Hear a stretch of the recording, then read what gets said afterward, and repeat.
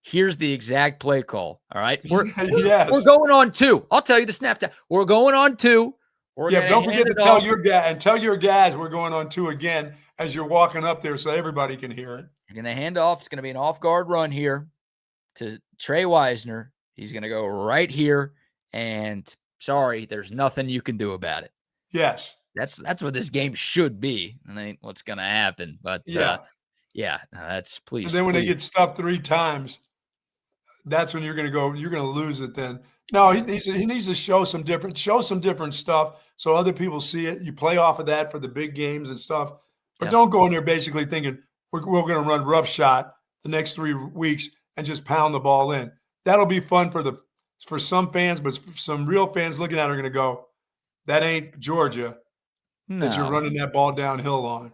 No, I mean, look, you don't get to pick your opponents, right? Like this is what Texas schedule is for the next. Well, I guess they do get to pick their non-conference opponents, but like there's nothing they can do. They can't change it right now. So these are your opponents for the next 3 weeks. You don't get another crack at a really good team for another month. Right. Matter of fact, the game against Florida is October 4th. Today is September 4th. So you got a while before you play. The thing that you can take care of is your team right now. Yeah, exactly. What they need. That's it. So build some confidence, get some things right. This is a get right game. If there is a dictionary picture for get right game, This is it. Texas against San Jose State. So get right. It's, respect your opponent, obviously. And Sark talked about this on Monday. We respect everybody we play. But and you got to be excited about the game. You have to be excited about that. You can't, as we talk about, you can't, because you lose that first game. You can't let that one beat you in this. It's not going to beat you in the second game, but you can't do the same lousy things that you've done in the past. You got to come out with an exciting game plan, with some excitement for your football team. They have to be excited about, hey, it's the home opener. Right. Absolutely. And you're coming off a loss. I feel like you're always more excited to get back out there after a loss too. You're right. The combination of those two things. Yeah. Your first game at home since last December, and coming off of a loss where you kind of embarrassed yourself. Not really the defense, but the defense is mad that they didn't have a takeaway last week. So they're chomping at the bit to get out there, I'm sure. But the offense, it was embarrassing. It was an embarrassing performance for the Texas offense last week. So I bet those guys can't wait for Saturday. I bet this has been the longest week of some of those dudes' lives. Oh, absolutely. Some of those coaches have had their foot squarely planted right in the asses of a bunch of people.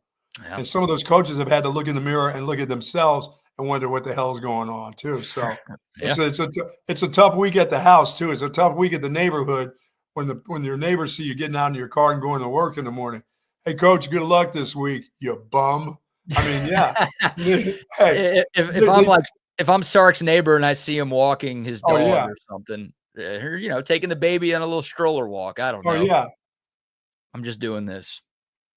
Hey, Sark, hold the baby's carriage firmly with both hands. We don't want you to drop it or have the baby slip down the stairs. Let's go. Hold that baby tightly.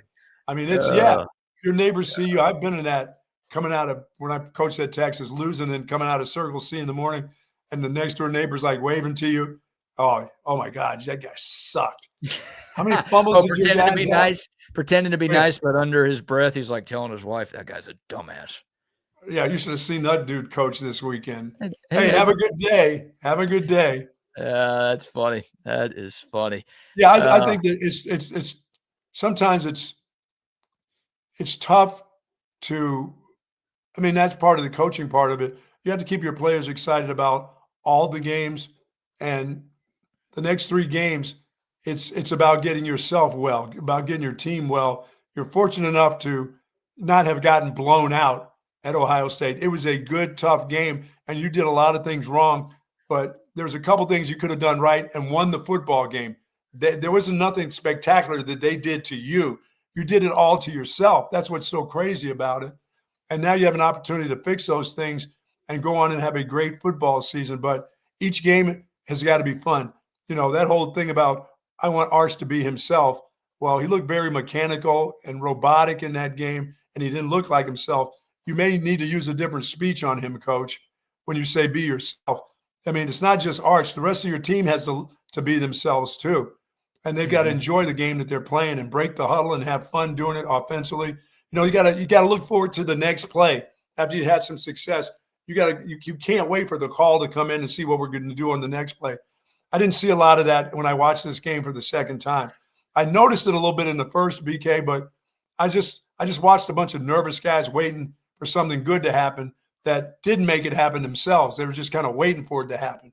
Like, this kid at quarterback's going to make it happen for us. So I'll just do what I can do, Let me show you this, Buck. If Ohio State fans are watching today, they're going to get a kick out of this, as if like this is some sort of coping mechanism for Texas, or if this is us trying to pretend like we won the football game. Here's something. Maybe it'll give you more confidence in this team. Maybe it'll piss you off moving forward. I don't know. But there's a guy named Parker Fleming. And he's got a pretty popular Twitter account called Stats O War. And every week he released this bar graph, and it's titled, "Did we really get beat that bad?" And it looks at the net success rate of every FBS college football game. And it just basically shows the gap between the two teams, right? Like per play, like who got the better of the other team, per play over the course of 60 minutes. So usually like blowout teams, they dominate. I'll show the whole graph first, and then I'll zoom in a little bit to where Texas is. But do a little screen share here. That success rate. There we go. So there's the graph. Did we really get beat that bad? And you look at the far right, all the winning teams are on top. All of the teams that won the success rate battle, I should say, are on top. And the teams that lost it are on bottom. So on the right, like USC won their game by 100 points. They're the furthest right because they dominated Missouri State. And then you see, so like Georgia dominated Marshall. They're pretty far right. TCU against North Carolina, they're on the very far right. We all saw how much of an assing they put on Bill Belichick on Monday. Very far left, you see Texas and Ohio State. And this is actually, the bar chart is pointing down, which means Texas on a per play basis actually had more net success than Ohio State did on Saturday. So like they held their own against the Buckeyes. The reason why they lost the game is situational football. Right. You look at the box score, you don't really need this stat. Texas outgained Ohio State by 130 yards. There's a lot of numbers that you could point to that show you that Texas should have won the game in Columbus. But the situational football is why they didn't. Now, the one to the left, the Boise State USF, you might be, well, how can you say Boise State dominated USF? They lost 34-7. Boise State had 3 turnovers. They were -3 in turnovers, and USF scored a touchdown on a fake punt. So situational football. So Texas, like, they don't go 0 for 2 in the red zone with 0 points. Situational football, they probably win this game. They were, in a lot of ways, the better team on Saturday. They just didn't make the plays when it mattered most. Yeah, this is a great bar. I'd look at this one time with you, and I wouldn't care about it again. Understood. I mean, it's the stat, like, you lost the game, whatever. But this, to me, like, again, you could look at this 2 ways. Like, hey, we're not that bad. Like, we were on the road against the defending champs with like a quarterback starting his first road game, and we actually did a lot of things really, really well. That's the glass half full. Or you could say, no, here we are again. Like, we know we're good, BK, but we keep pissing down our leg in big moments, and that's a huge problem. Yeah, it's where does it change? I know situational football, but it doesn't. That stuff doesn't measure, like I said, the excitement of the game. What did your team look like? Were they the hangdog looking team, or were they the excited team? It doesn't measure any of that other little stuff in that, And some of that is the difference between getting in the end zone, having, as you said, where CJ Baxter, get down there close. He runs for a hard 2-yard run. Now you're at the 2-yard line from the 4, and you say you run it again. Now your team, it doesn't tell you where their balls are, where it says, okay, we got down from the 6 to the whatever it was, the 2 or the 3. Now where are your balls at? Let's go ahead and let's kick this thing in. I don't care. Like you said, we'll run the same play. We're letting you know you're a good defense. Oh, we got a big old 230-pound running back. We're coming in and we're running the same thing. And if we got 3 or 4 in that first down, guess what? We're going to get 1. That's it. I mean, it just doesn't measure that kind of stuff for you. And they were close. I mean, I don't feel bad. You lost the game, and it just takes, in this championship type of games, it's going to come down to all that stuff that's right there. And that's a championship type of play. This week, you're not playing in a championship game, but you're playing in a game that you have to really get better at, and you're going to get better. It's just the nature of who you're playing. Sure. Sounded like Brian Schottenheimer over there calling the week 1 game a championship game. Uh-oh, Shotty. Well, you only get so many of those every year, and that's one. You've seen there's your bar right there. There's your bar right there. Some positives, but again, the one stat that matters is the win-loss stat. And I think one of the biggest positives I came out of that game with, and I still feel that way today, is not that they have a great punter, because they do. Yes, well, he's one of your best players. But the fact that the offensive line, I think, there's still people thinking that they're not very good. I think they can do. They're sufficient enough to do some good things because the defensive line and the defense is pretty damn good. This offensive line is not going to be the thing that holds you back, I don't believe, unless you get some major injuries. All right, well, let's pause it right there because I'm with you. I want to dive back into the offensive line conversation, and again, we're talking about some things that we would like to see against San Jose State 2 days from now. But before we dive back into the Longhorns, how about another round of sponsor shout-outs? Hello to Jay and the gang over at Sue Patrick, 5222 Burnett Road, wearing my old-fashioned. Got that on, and you can get all the caps that you need over there, all the polos that you need. Oh, there it is over here. That's not a polo. No, not this. This is the long sleeve. This is the one you need to protect yourself from the sun. Hey, you may be able to go to the game with this on at 11. You may feel more comfortable than having your skin burn with one of these bad boys. They've got some great gear over there for game day. And as I said, if you're having a tailgate party, they have all your tailgate needs right there at Sue Patrick. But they do have the hat selection and the polos and all the things that you want. Columbia, they've got it all. Hey, Nike's back. Nike's back at Sue Patrick, so they've got plenty of those. They've got the Jelly Cats, and they've got plenty of parking, folks. You don't have to look for parking spaces over at 5222 Burnett Road. You're going to enjoy the parking there. They've got the great books over there. You name it, as I said, anything Longhorn themed, they have it at Sue Patrick. For more information, go to SuePatrick.com. I do like this old-fashioned. Somebody stopped me the other day about this old-fashioned hat. It's kind of digging that hat. Yeah, big fan of that. I think I've got that cap too. You have this cap, yes. It's a good one right there. Yeah, shout out Sue Patrick, the only place you need to go to gear up for game day. Don't go to those other places. Don't go to the chicken coop, man. You're wasting your time. All right, shout out to our friends at Covert Bee Cave. Here's a word from them. I don't have to worry about shopping for mechanics to make sure it's done and done right. I come up here, I'm in, I'm out. They give me a loaner sometimes, and it's hassle-free. If you have any questions, they'll go ahead and help you out and educate you. They're not just here just to sell you a vehicle. They're here to build a relationship. They treat you like family, and then they make the experience what you want it to be, not what they want it to be. Covert, born and raised in Austin, where you are always treated like family. And Hat Creek Burger, born and raised in Austin, but 25 locations throughout the state of Texas. Grab that burger today. Hey, today is my day to go ahead and get myself a lettuce burger. That's right, BK, lettuce burger. Big man still getting big. This heat's trying to wear me down, but it's not working. I'm getting 3 squares in every day now. Feeling like a little bit of a chubette at times now, but I'm doing it. I can get 3 in me without worrying. Sorry, I shouldn't have said it that way.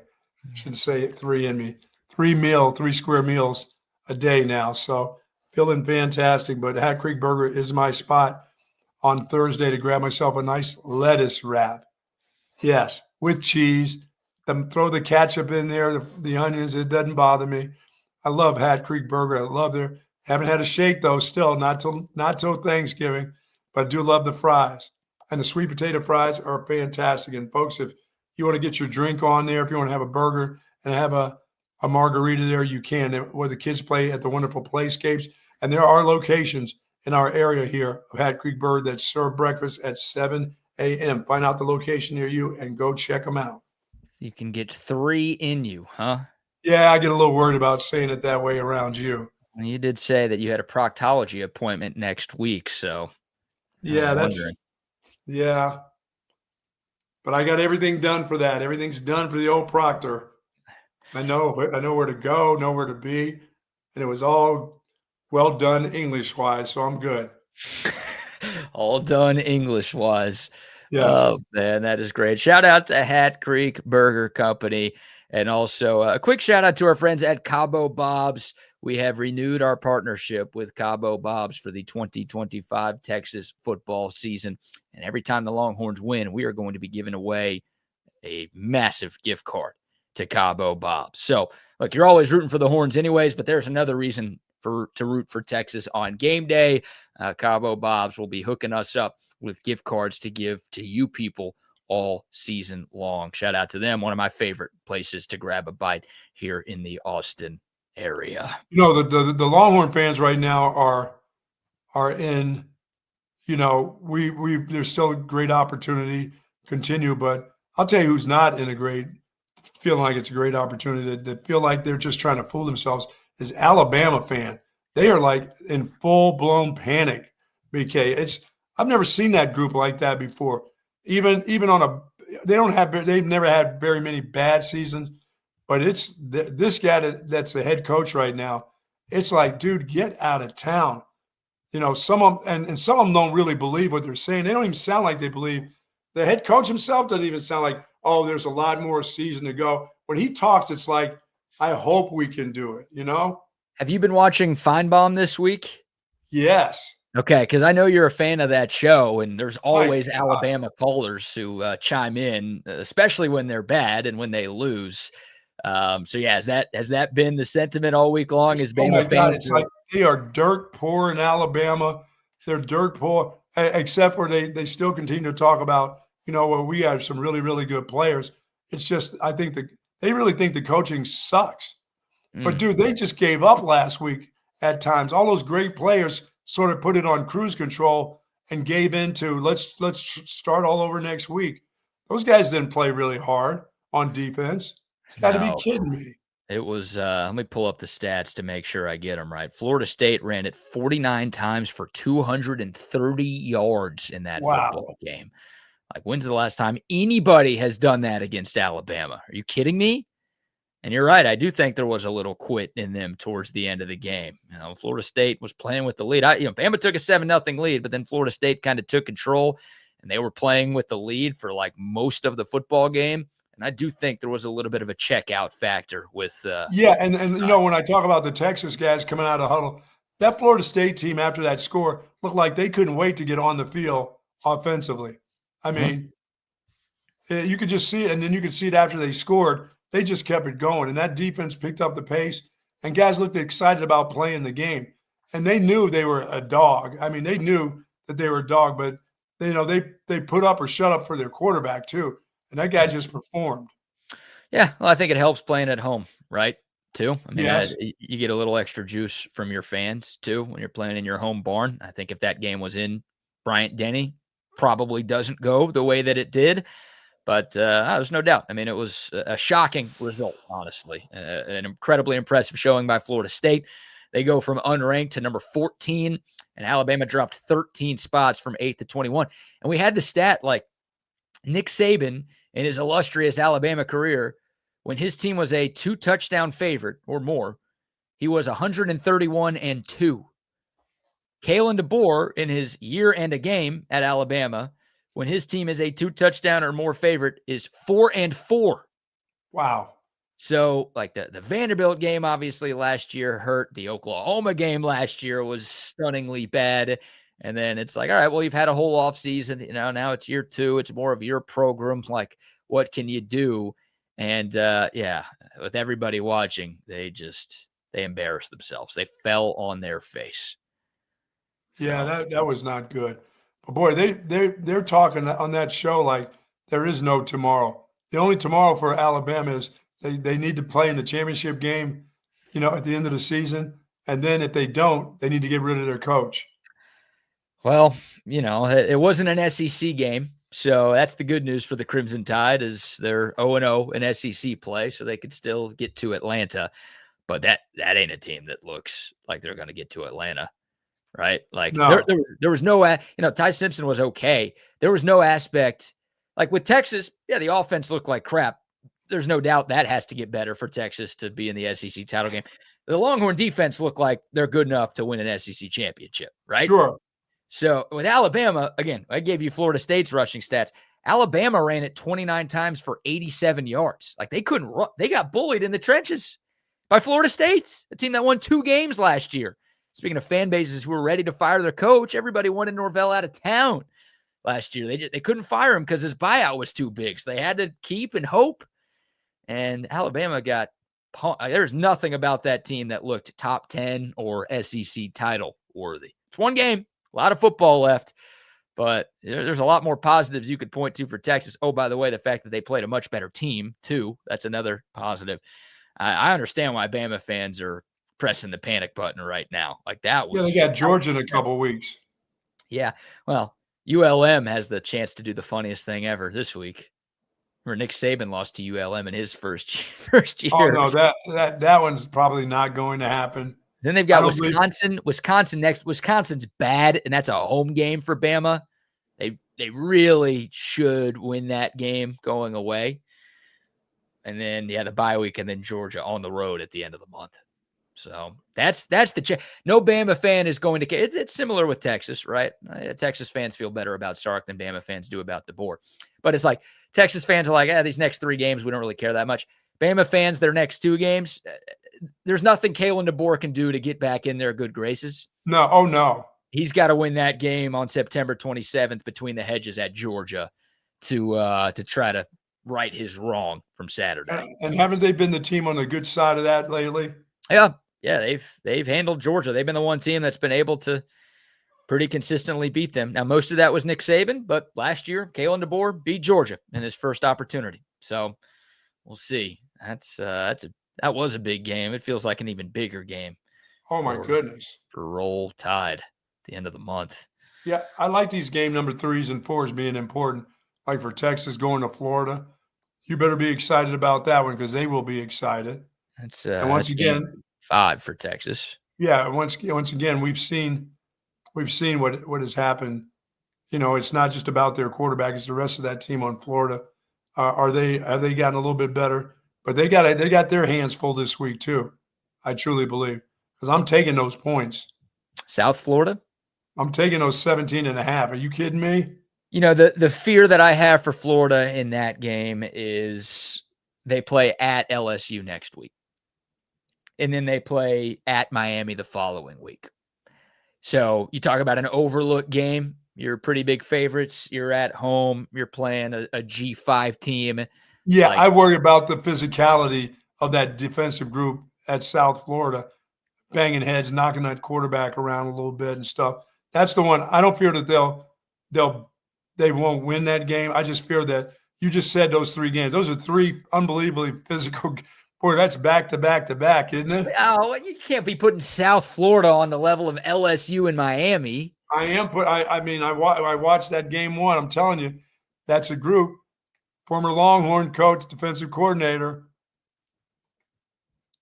What? Yeah. Oh, Todd Orlando? Todd Orlando's got it going on down in South Florida. I guess got a bunch of killer dogs. You did not care about the graph I showed a few moments ago. I could tell because that was South Florida taking advantage of some turnovers and a fake punt touchdown. I didn't see them like dominate the lines of scrimmage in that game. That give me. I thought they did defense. I thought defensively they were. Yeah. They were really good. That's a good defensive. Yeah, like takeaways. They took the ball from them. I'm pretty low on Florida compared to most, but I think they'll cruise this week. It's the next 2 that I think is going to be a problem for them. Yeah, all the Florida schools got it cranked up a little bit this year, except for what about Central Florida? Tell me Central Florida is no good. I couldn't tell you anything about Central Florida. Good, that's even better. Yeah, sorry, I can't help you there. But yeah, Florida looks good. They got high expectations this year. Obviously, Florida State, the most impressive result in week 1. And Miami, an impressive result in week 1 as well with what they did against Notre Dame. Yeah, I'm buying into Carson Beck. He looks healthy. He looks excited. He looks healthy.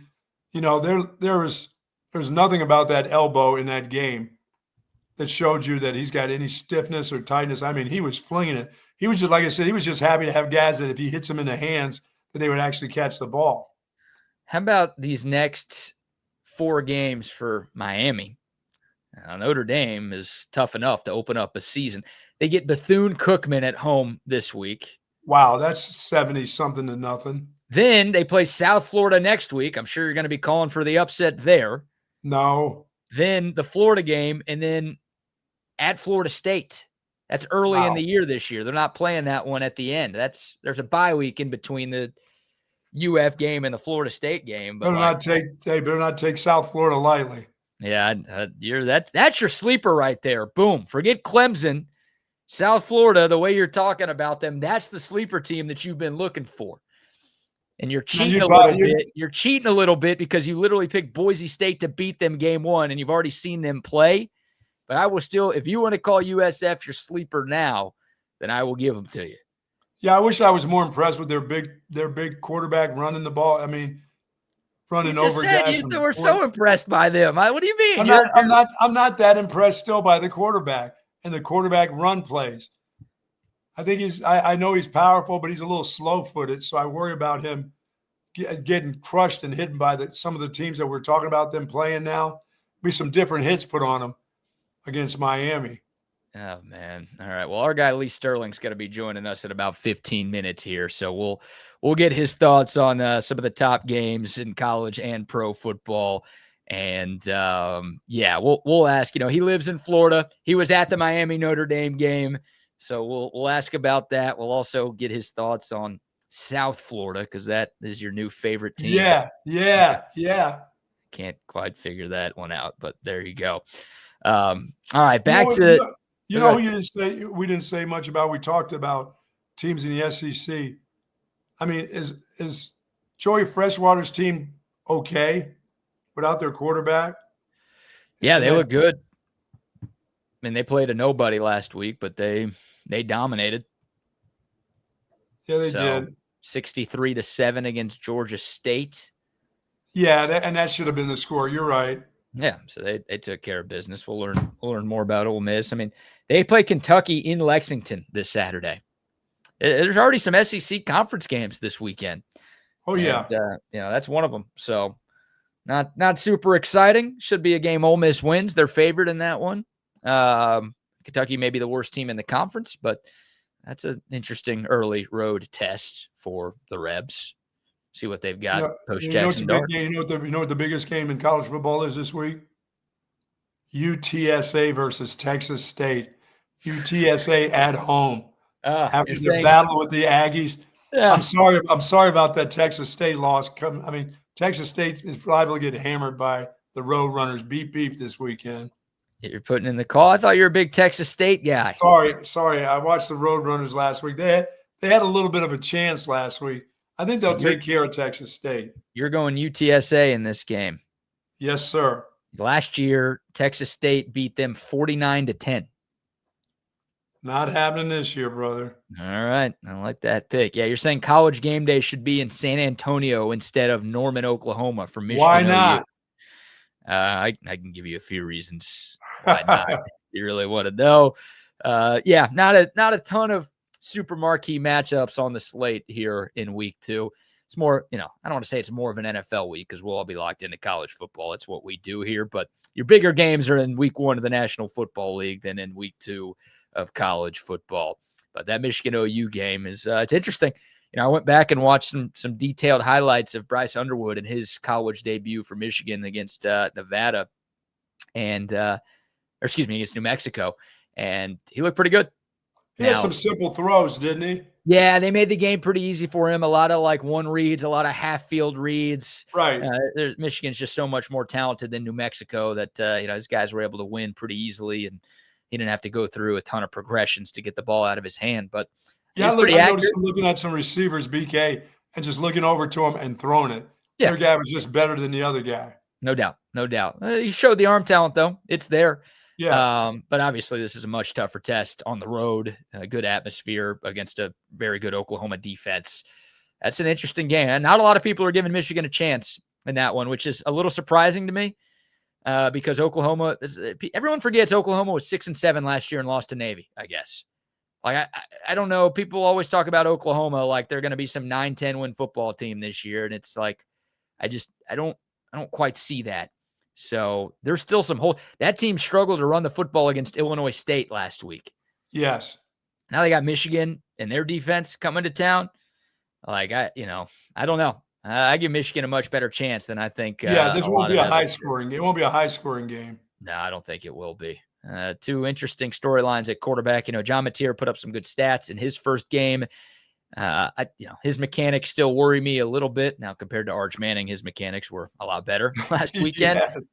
But I don't know. I'm still not sold on the Sooners yet, and I think Michigan's got a better shot to go in there and win that football game, which I'm definitely rooting for. I can tell you that. Definitely rooting for Go Blue. I'm rooting for Go Blue. Yeah, you said yesterday you're rooting for OU, so. Yeah, I'm rooting for OU. Just keep getting better. Keep getting better as they go along until that one day in October. We'll see. Yeah, there's plenty of Texas fans that feel the same way, where they want Oklahoma undefeated going into the Cotton Bowl every year. Absolutely. And Texas can knock them down a couple of pegs with a win. I'm not that. But you're right. The problem is he'll take off and run. Last time they had a guy that took off and run, a little lefty. We left the Cotton Bowl. We're not feeling very good about that. I don't like their running quarterback deal. They had a running quarterback last year against Texas. They just didn't have a throwing quarterback against Texas last year. Yeah. Oh, yeah, that's right. They were looking for guys, and their ability not to find a running back is still, they've got two kids that are just kind of average. I don't get how they can't run the ball and why Oklahoma doesn't find a runner right now. And I think it's more so than what you said. It's a lot about their offensive line in the run game. I think so. I think there's a chance Michael Fasusi, the freshman 5-star that Texas, really wanted and lost to OU, I think he might start this week for Oklahoma. Big test for him. OU, Jaden Ott is the Cal transfer that Oklahoma got at running back, and he did not play week 1. I think he's trending to play week 2. We'll see how effective he is. Oklahoma has this freshman running back that they're pretty high on who actually got hurt in their win over Eastern Illinois last week. So, yeah, I don't know. I don't know if Oklahoma is going to be able to run the football, and that could be scary for them. As good as John Mateer might be, you don't want to be one-dimensional against a defense as talented as Michigan's. So that'll be a fun one Saturday night. Big game played at night. What a concept, Fox. Take notes, please. You mean 11 o'clock? No 11 o'clock tell for them. Everyone was so worried about Texas playing at night. Thank God this game's at 11. It's it doesn't matter. Texas looked like shit. Maybe they could have used a few more hours to come up with a better game plan offensively. Notice how no one's talking about that anymore? Oh, the 11 a.m. game? The timing of the game, it doesn't matter as much as people think. I just like watching the game later. I think the bigger game should be in prime time. It's my 2 cents on it. You'll be up. Hey, you got it right. You'll be at 11 a.m. this week, too. Mm-hmm. One other thing. To kind of go all over the place here, but another thing, I shouldn't say one other thing, another thing that I'd like to see from Texas this week, I want to see the secondary hold up. Not that they didn't last week. The secondary was really good against, I think, the most talented crop of wide receivers in college football. But San Jose State throws it a lot. A lot. Yes, they do. 75% of the time, a lot. They had 43 pass attempts last week. Last year, their quarterback, Walker Eagett, had at least 49 passing attempts in 3 of their last 4 games. Sark was talking on Monday they might throw the ball 50 times in this game on Saturday. So can your secondary hold up? You've got the talent advantage, but can you avoid, defensive breakdowns, communication breakdowns, free receivers, whatever? One guy in the secondary won't be playing. Yeah, well, Wardell Mack was, you're right. He probably won't be out there, but your other guys, the guys who will be playing, can you be consistently good and not give up any explosive plays through the air against a team that, again, throws the ball a ton? Yeah, they've done it over the last couple of years. They've thrown the ball a lot. Yeah. For reference, Ohio State last week against Texas had 4 passing attempts of 10 yards or more. San Jose State had 13 in their game against Central Michigan. So they throw it a lot, and they throw it deep down the field a lot. And they've got this kid, Danny Scudero, so little white wide receiver on San Jose That his State. nickname, Little White? He's 5'9", 175. So do you think he's worthy of the Little White nickname? I like that, Little White. That's good. Nice nickname. This is one of those things, like he had a huge game last week in their loss to Central Michigan. How about 9 catches, 189 yards, and a touchdown? What? Yeah, this little white guy. You never played NFL Street, the video game, so this reference isn't going to do much for you.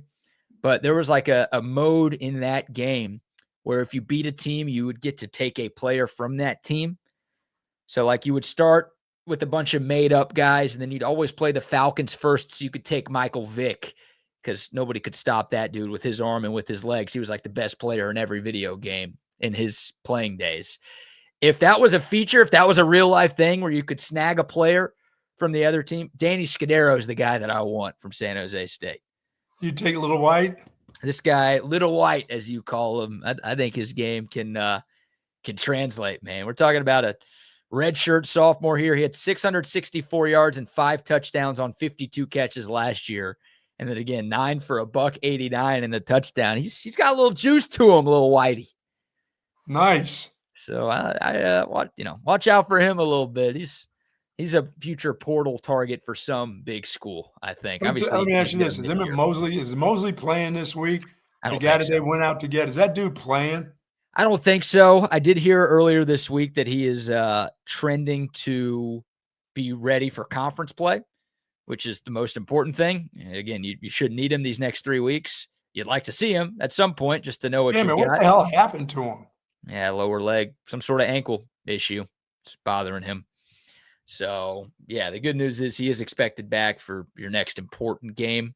But, I'd be pretty surprised if we see Emmett Mosley V out there. Maybe we'll get an update from Sark today, but I'm not expecting to see him, unfortunately. Yeah, it's about the quarterback getting better this week, too. Of course, that's the number one thing. That is the number one. Like, if you only give me one thing that I want to see from Texas is I want to see Arch Manning look like the guy we hoped he was going to be. I'd agree. And he didn't look like that at all last week. So that's everything else. I want to see other things, of course. We all do. But that is, without question, the number one thing that we need to see. Not just want to see, that we need to see in this game.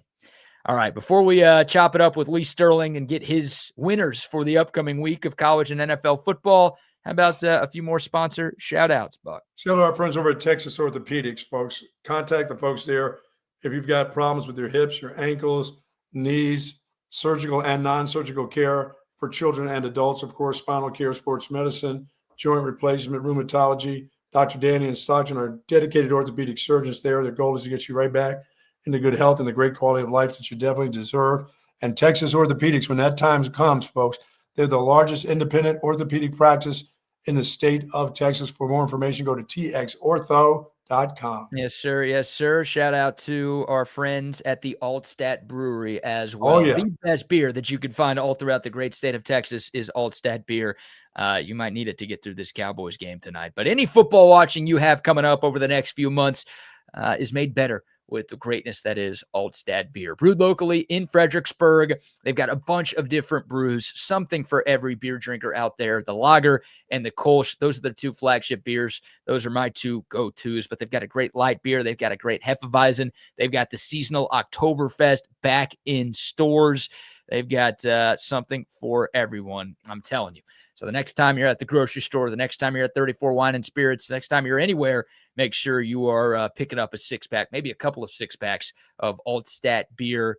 No impurities, no regrets. Good morning to the folks over at Daymaker Half Day Cafe. Of course, I had some buttermilk pancakes yesterday. Somebody said, hey, Buck, why don't you have a shot of Jack with that? Ooh. With the buttermilk pancakes. I'm saying, yeah, it's a tough week, but I'm not quite there yet.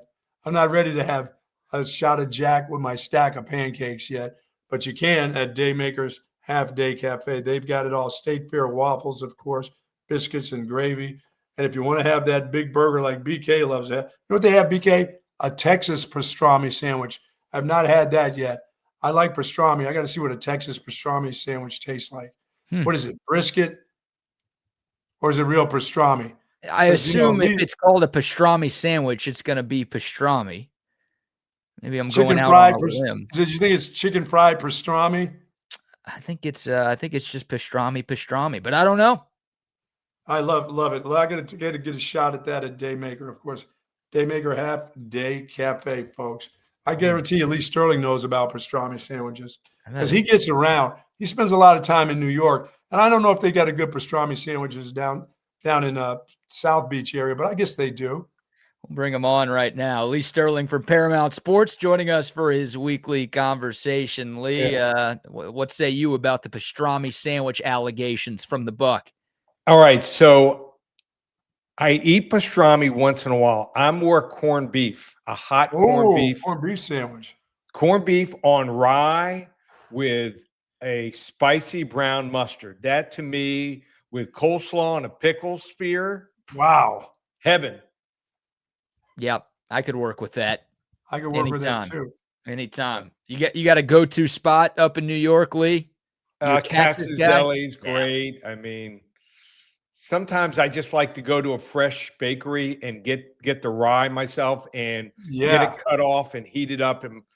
But I can do it one of many ways. So sometimes I'll go to a restaurant. Sometimes when my daughter goes out for the day, the best part, my wife and daughter, I buy deli when I'm in New York. If I'm up there doing shows and watching games, and literally just prepare a feast.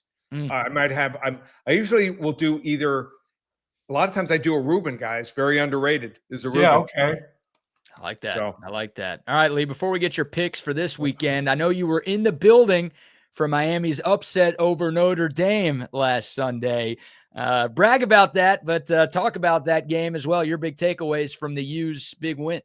So one of my few wins from my clients wasn't a great week. We had a 5-8 week, got to be honest. Had some misreads, but read that game real well. And I like to go to games so I can see the coverage. You know, that's one of the things we'll talk about in the Texas game. We don't know exactly. When you watch the game and you look at YouTube to watch a rerun of a game, you can't tell what coverages were presented to the quarterback unless you see the end zone view. It's very, very tough. So I thought that Carson Beck in person made the right read probably over 90% of the time. He was sharp. He gave what the defense gave, and they were playing a lot of two deep defenses. When they did have one single high, that's when he took advantage of it, and they did some crossing routes there also. But I just felt that he looked good, and he's back to where he was. There was no joy in Carson Beck last year. So, he won a national title a couple of years ago, and that's great. He lost the joy. It looks like he's got it back, and we know Mario can recruit. The question is, can he coach? So he certainly has. I don't know if they're going to win a national title, but I think this team should. I would be very disappointed if they don't get in the college football playoff. And always nice to beat Notre Dame. I always think when I think of Notre Dame, Lou Holtz. I mean, the speech that he gave his team, I believe, before one of the Miami games, and he told them to go out there, I'm paraphrasing, and take care of Miami, but leave Jimmy Johnson for me. Yeah, right. Jimmy Johnson would have ripped his head off. Oh, my God. Lee, I thought Carson Beck looked good, too. I thought for a change, he's got a couple of receivers that can actually catch the ball, and that dynamic young freshman that they have at Miami is really special. Boy, he looks like a mature guy who's played the game for a long time. He is. So, Tony, 17-year-old kid. They're going to have to eventually start throwing to the tight end more and find a third receiver. I think JoJo Trader will be that guy. But it's tough to come out there the first game, as you saw for Texas, play a quality opponent and look that good. Only thing I'd like to see them not reel it in the fourth quarter. You got to keep being aggressive. They got a little conservative of late. All right, Lee, let's make the people some money. We'll get to your picks for this week's slate of games. We'll start with the college kids. Ole Miss hosting Kentucky, your one SEC versus SEC game. I beg your pardon. That game is in Lexington. Ole Miss traveling to Kentucky this weekend. The Rebels, 10-point favorite. Are you calling for the upset here, or do you think Ole Miss looks good here in week 2? Stunning upset last year. I mean, 15.5-point favorite was Ole Miss. First drive, they went right down the field and scored and looked like the route was on. Kentucky kept their composure, stayed with the game plan, controlled the ball, and slowed the pace, and controlled the line of scrimmage and won the game. So give Kentucky credit. Each of the last 4 meetings have been decided by 3, 1 in overtime, and 3 points. I think Austin Simmons is going to be really good. He's really talented, but he's not great at reading defenses yet. I mean, 2 picks that were just made mistakes in reading the coverage here. Ole Miss won big over Georgia State. How bad was Georgia State? Georgia State picked up TJ Finley in the transfer portal this past week, I think on Monday. Yeah. They're that desperate at quarterback. That guy should have stayed at Texas State after that big year. I don't know why he went to Western Kentucky. It's going to take him 3 or 4 weeks just to learn the system here. So one thing, though, from that game, Georgia State, as bad as they are, ran for 5.5 yards per carry. Ole Miss is more talented, but Kentucky at home, I can't lay double digits with a true a guy that's never actually started a game on the road in the SEC. In Kentucky, 7-3 the last 6 years as a home dog. I think Ole Miss escapes here 28-24. All right, Lee. Last week, Florida had a game where they just destroyed their opponent, obviously. But now they're playing my sleeper team, my new sleeper in South Florida with that incredible defense.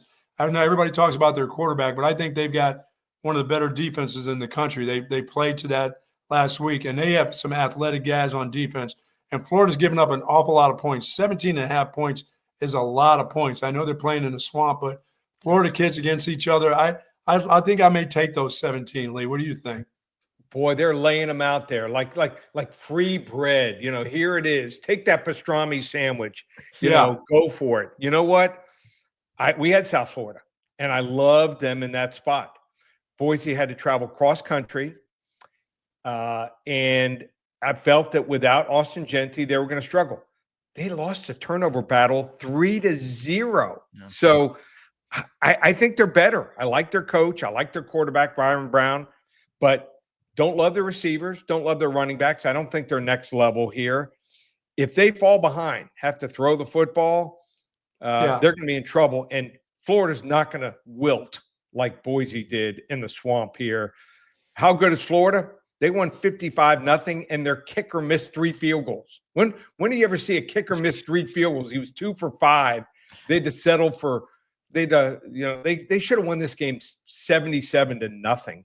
Wow. I like Florida here. I think Florida's a sleeper. Look out for them against Miami in a couple of weeks. You're getting 5.5, 6 in that game. Take it. I like Florida here. I think they pull away late 38-17. All right, Lee, what a gauntlet for Texas A&M to open up their season. UTSA at home last week, now Utah State at home this week. The Aggies got burned by the cover play in the final minute last week. That one hurt, but they're back home. They're huge favorites. I'm seeing 29 and a hook against Utah State. Your thoughts on A&M's Week 2 matchup before their trip to South Bend next weekend? Yep. Their run defense going to have to be worked on.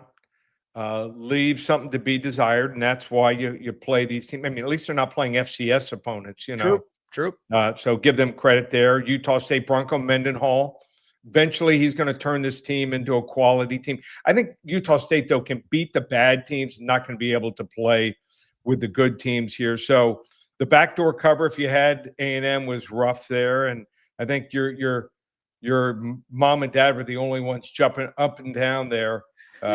Them and about 6 others rooting for UTSA in the cover there, that backdoor cover. But I just think that the defense is going to be maybe a little ticked off, and they're going to be chewed out a little bit, and practices are going to be tough here. UTEP out first down Utah State here, and UTEP's defense was absolutely dreadful. I think that A&M is going to get 3, 4, 5 sacks in this game. They're going to be playing a much more quality team on the road here, and you're playing the big boys. Utah State Still a lot of problems here, a lot of holes, and especially special teams. I think A&M is the right side here. I like A&M win this game 35-13. Good call, Lee. The Longhorns this week at home, their home opener against San Jose State. They're favored by 36.5. A lot of things have to get right, but more than anything, the quarterback has to get right. And I think he will. I think you said a lot of people getting chewed out. This is a group, Sark's going to have to be tough on his quarterback because he wasn't himself and he didn't play like himself. And the thing about it, mechanically, he just looked really, really off, and no reason to look off. I mean, lots of pressure on him, but hey, you're the quarterback at Texas.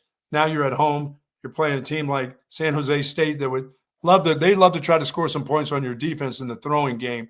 I don't know if they'll be able to run it the length of this table here, but your team should come out ahead. What do you think about this game? Yeah, San Jose State will come out in 4 and 5 receivers a lot of time. I mean, they just want to throw it around the diamond, and against bad teams usually works. I missed 2 field goals, a short field goal, and then I think 56-yarder at the end of the game. But they might have been the better team. They were playing Central Michigan. I mean, Central Michigan, are you kidding me? Central Michigan ran up 247 yards on the ground on 50 carries here. So I thought they were the more physical team. And if Central Michigan was the more physical team over San Jose State, Texas should be able to run. So I think Texas is going to use the run here. They need to get that going to set up some play action. Arch was last year 41 for 60, 68.3% with 5 touchdowns when he played. And they put up 51 and 35 points. So I think that they're not going to take their foot off the gas here. If they had won last week, maybe you look to the underdog in a backdoor cover, but not here. I think Texas rolls here. Blowout special. Texas 55-10. Manifest it. I love it. Lee Sterling from ParamountSports.com joining us here. All right, Lee, the NFL returns tonight. Yep. I still claim the Dallas Cowboys as my favorite team, although I'm not so sure why these days. Any chance the Cowboys can at least make things interesting in Philly tonight, or is this a blowout on banner night? I'm going to take a different approach to this game. That's the great thing about gambling. We don't have to play a side. So it's at 7.5, 8 points is the spread. I could see the Eagles winning 34-27. So I don't want to take a chance. Let's say, they're up big and Dallas ends up with a backdoor touchdown. Or let's say it's closer than expected.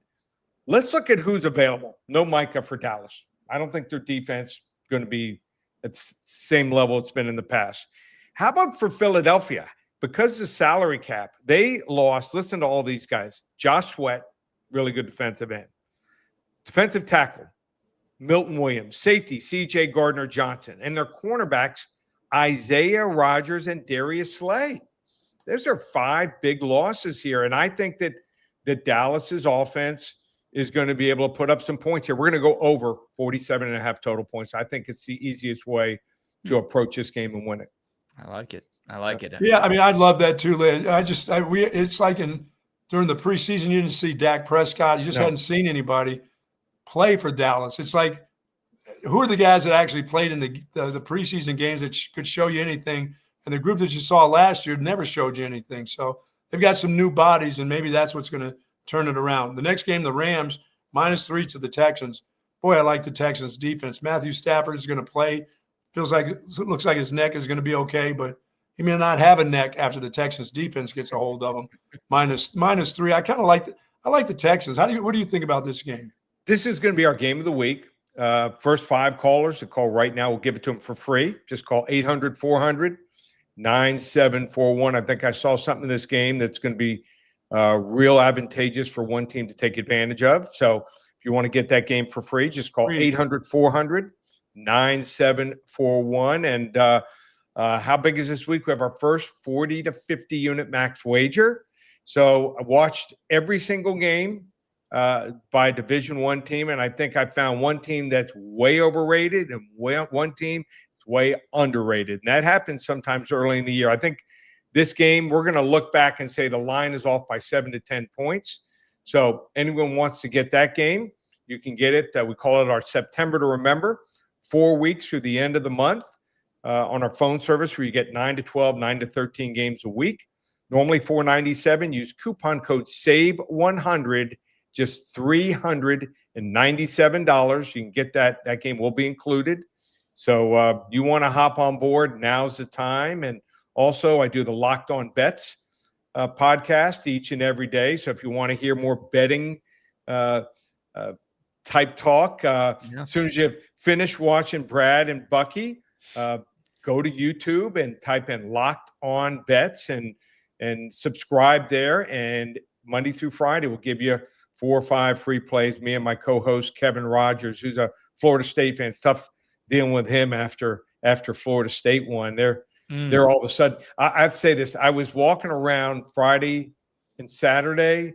I got to go pick up, my food for Saturday for the whole office, and sure enough, I don't think that I saw a Florida State shirt, not one of them. And I went to a deli, and I think early Saturday went to a Mexican restaurant to pick up some fajitas. No one. But Sunday, you would have thought that every parent had their kid graduate this past weekend, and Florida State is 10-0. They all of a sudden poured it out. So if anyone predicted Florida State to win beforehand, I'd love to see it in writing. No one had to have that game. Oh my God! Forget just winning, Lee. Winning by 14 in that dominating game. and dominating. Yeah, wasn't a fluke. It wasn't like they had a bunch of pick sixes or anything like your that. alma mater is playing UTSA this week. Yep. Well, I think I kind of like what I saw from UTSA, even in the loss to A&M last week. They're kind of salty. I don't know if the Bobcats can hang this week. It's going to be tough. Yeah, Bobcats lost a lot of key players to the transfer portal. So there'll probably be a bunch come in next year when they move up to Big 12 play. But, everyone's looking. All the parents, are telling these kids, you're this, you're that, and you have a good year. I mean, look at TJ Finley. He should have stayed at Texas State. Stay in your lane. Listen to coaches. Listen to people that know, not the people in your ear, and don't just go for the quick buck. But UTSA is really good at that level. Not going to beat the A&Ms, not going to beat the Texases. They're going to lose by 20, 15, 20, 30 points to those teams. But I think they're probably a cut above Texas this year, and they're looking for revenge. Are they? Is that a group that's got a bunch of kids that play that are from San Antonio area that are playing at UTSA? I don't know if they're all from there, but a lot of kids are from Texas, and they're building a nice program. It's a great rivalry, I-35 rivalry. So Texas. What do they get out of playing Utah State? Why not play Texas State and UTSA? One or the other, or both. Hey, we're taking on Sam Houston over here. We'll be taking on Sammy Houston. Oh, Sam. Yeah. Is that who Texas has next week? That is next week is UTEP, and then it's Sam Houston in week 4. Trying to keep that money in the same state, right? Yeah. And San Jose is in Texas, I believe, too. So that's, we'll count that one. Lee, you're the man. ParamountSports.com. Y'all check him out, Lee. Love chopping it up, and look forward to next week. Thanks, guys. Take care. Be safe. All right, there he goes. Lee Sterling, ParamountSports.com, 800-400-9741. And, of course, the Paramount Sports segment is brought to you by our friends at Joe Cohen and Son Jewelers. Everyone's a year older. Hopefully everyone's a year wiser. Paramount Sports is celebrating 32 years. Joe Cohen and Son Jewelers is celebrating 142 years, Buck. Close to my age. Close to your age. Yeah, they've been around since 1883. It's Austin's oldest family-owned and operated business of any kind. Y'all know about the beautiful jewelry, the amazing prices, the exceptional value, plus the TSU discount. They also have free parking right in the heart of downtown Austin. They gift wrap everything for free. They are the jewelry professionals. They are the diamond experts. You don't need to know a dang thing about jewelry. Most people don't. You just need to know Bill Cohen and his team at Joe Cohen and Son Jewelers. Everything they sell is about their reputation. They've been doing this for 142 years, and nobody does it better. Go see them. 611 Congress Street, right in the heart of downtown. Or, of course, you can find them online at joecohenjewelers.com. I'm sorry, I'm going to have to take that 17.5 with my sleeper. Yeah, you're on USF. Lee Sterling and I agree. We're both thinking you're overhyping the Bulls after last week. Yeah, I am. I'm overhyping. That's a lot of points. That is a lot of points. All right, good stuff there. We gotta wrap it up with a funny story today. What do you got? What do you got? This could be a part of crosstalk as well. Let me get my notes all. Is that another Florida man story? We'll save the Florida man story for tomorrow because I have a little more research that I want to do with that. We do have Florida man getting a break here. You're trying to give Florida man a break? Florida man's getting a day off today. Hey, tomorrow's Friday. It'll be a Florida man Friday here on TSC. There you go. We've got a Carolina man in the news today. And well, last night I learned about something that's illegal that I didn't realize was illegal. And I don't think it should be illegal. I want to get your thoughts here. And we can bring on Double R. I'll know about it because I'm a crime stopper. You are. Well, I'd like to hear more about this first. Explain yourself, sir. I work for Crime Stoppers. I'm that neighbor, neighborhood watch. That's me. You're on the neighborhood watch? Yeah, I'm on neighborhood watch here. When's the last time you've worked a shift? Well, before I go to bed at night and I pull down the blinds, I look out the window and make sure everything's secure. Although the other night I did leave my garage door wide ass open with that door to the house unlocked. But my wife always says, nobody's going to bother you. Really? She goes, yeah, but you don't welcome them in. And doesn't sound like you're doing a great job on neighborhood watch. You can't even watch your own house. How are you going to watch the whole hood? Out everybody else here in the village here. Sounds like you're neighborhood stalk, not neighborhood watch. Oh, you're muted, Double R. We don't hear you. You're muted, sir. Oh, sorry about that. I'm neighborhood watch around here during the day, but I only take care of the stay-at-home moms. I watch them. Bucky does neighborhood watch. Bucky does his neighborhood watch at Marshall's every day. Yeah. He's watching the moms out there just to make sure that everything's okay and no one's doing nothing. Nobody's out here nobody's price gouging moms. Yeah.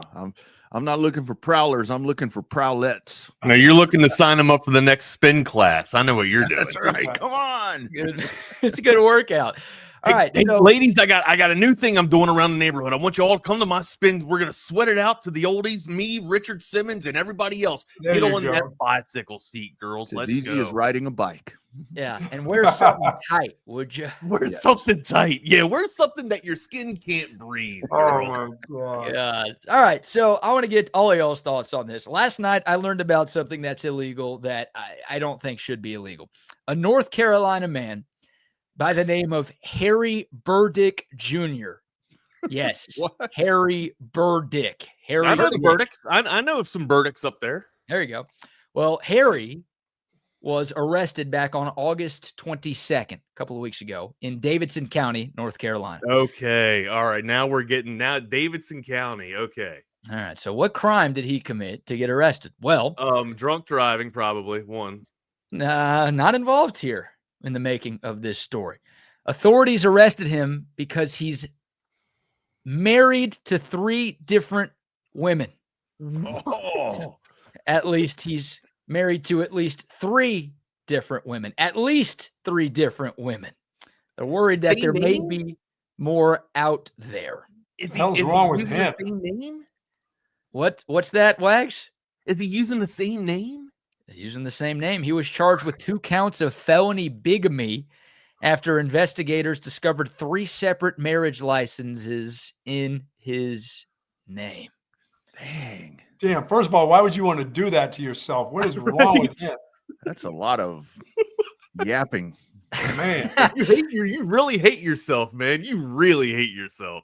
It feels like one marriage is hard enough to deal with. Wow. This guy's dealing with at least 3. The authorities are now asking for women in the state to, let them know if they're also married to this guy. They think there may be more out there. So is this state by state? Oh, that's him? God. So you think this guy's able to pull 3 chicks? You think he's like a good-looking dude. This is like an old, big, bald guy with glasses. Does he got money? What's the leverage here? I don't know, man. They're saying he was doing this for money. He's trying to get all them tax breaks that you get for tying the knot.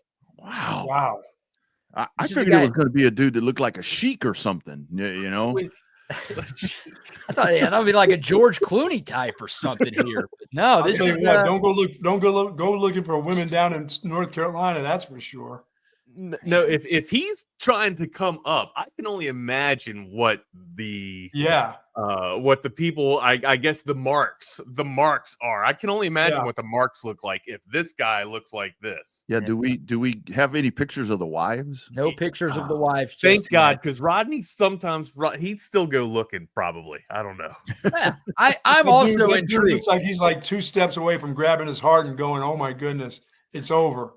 What's his shirt to stand by? Is that a Texas shirt? I can't tell what it is, Wags. I hope not. It's the 3 weddings, by the way. Like, it's not like this guy got married once in Carolina, married once in Kansas, married once in New Mexico. All 3 weddings took place in North Carolina, 3 different counties, to his credit.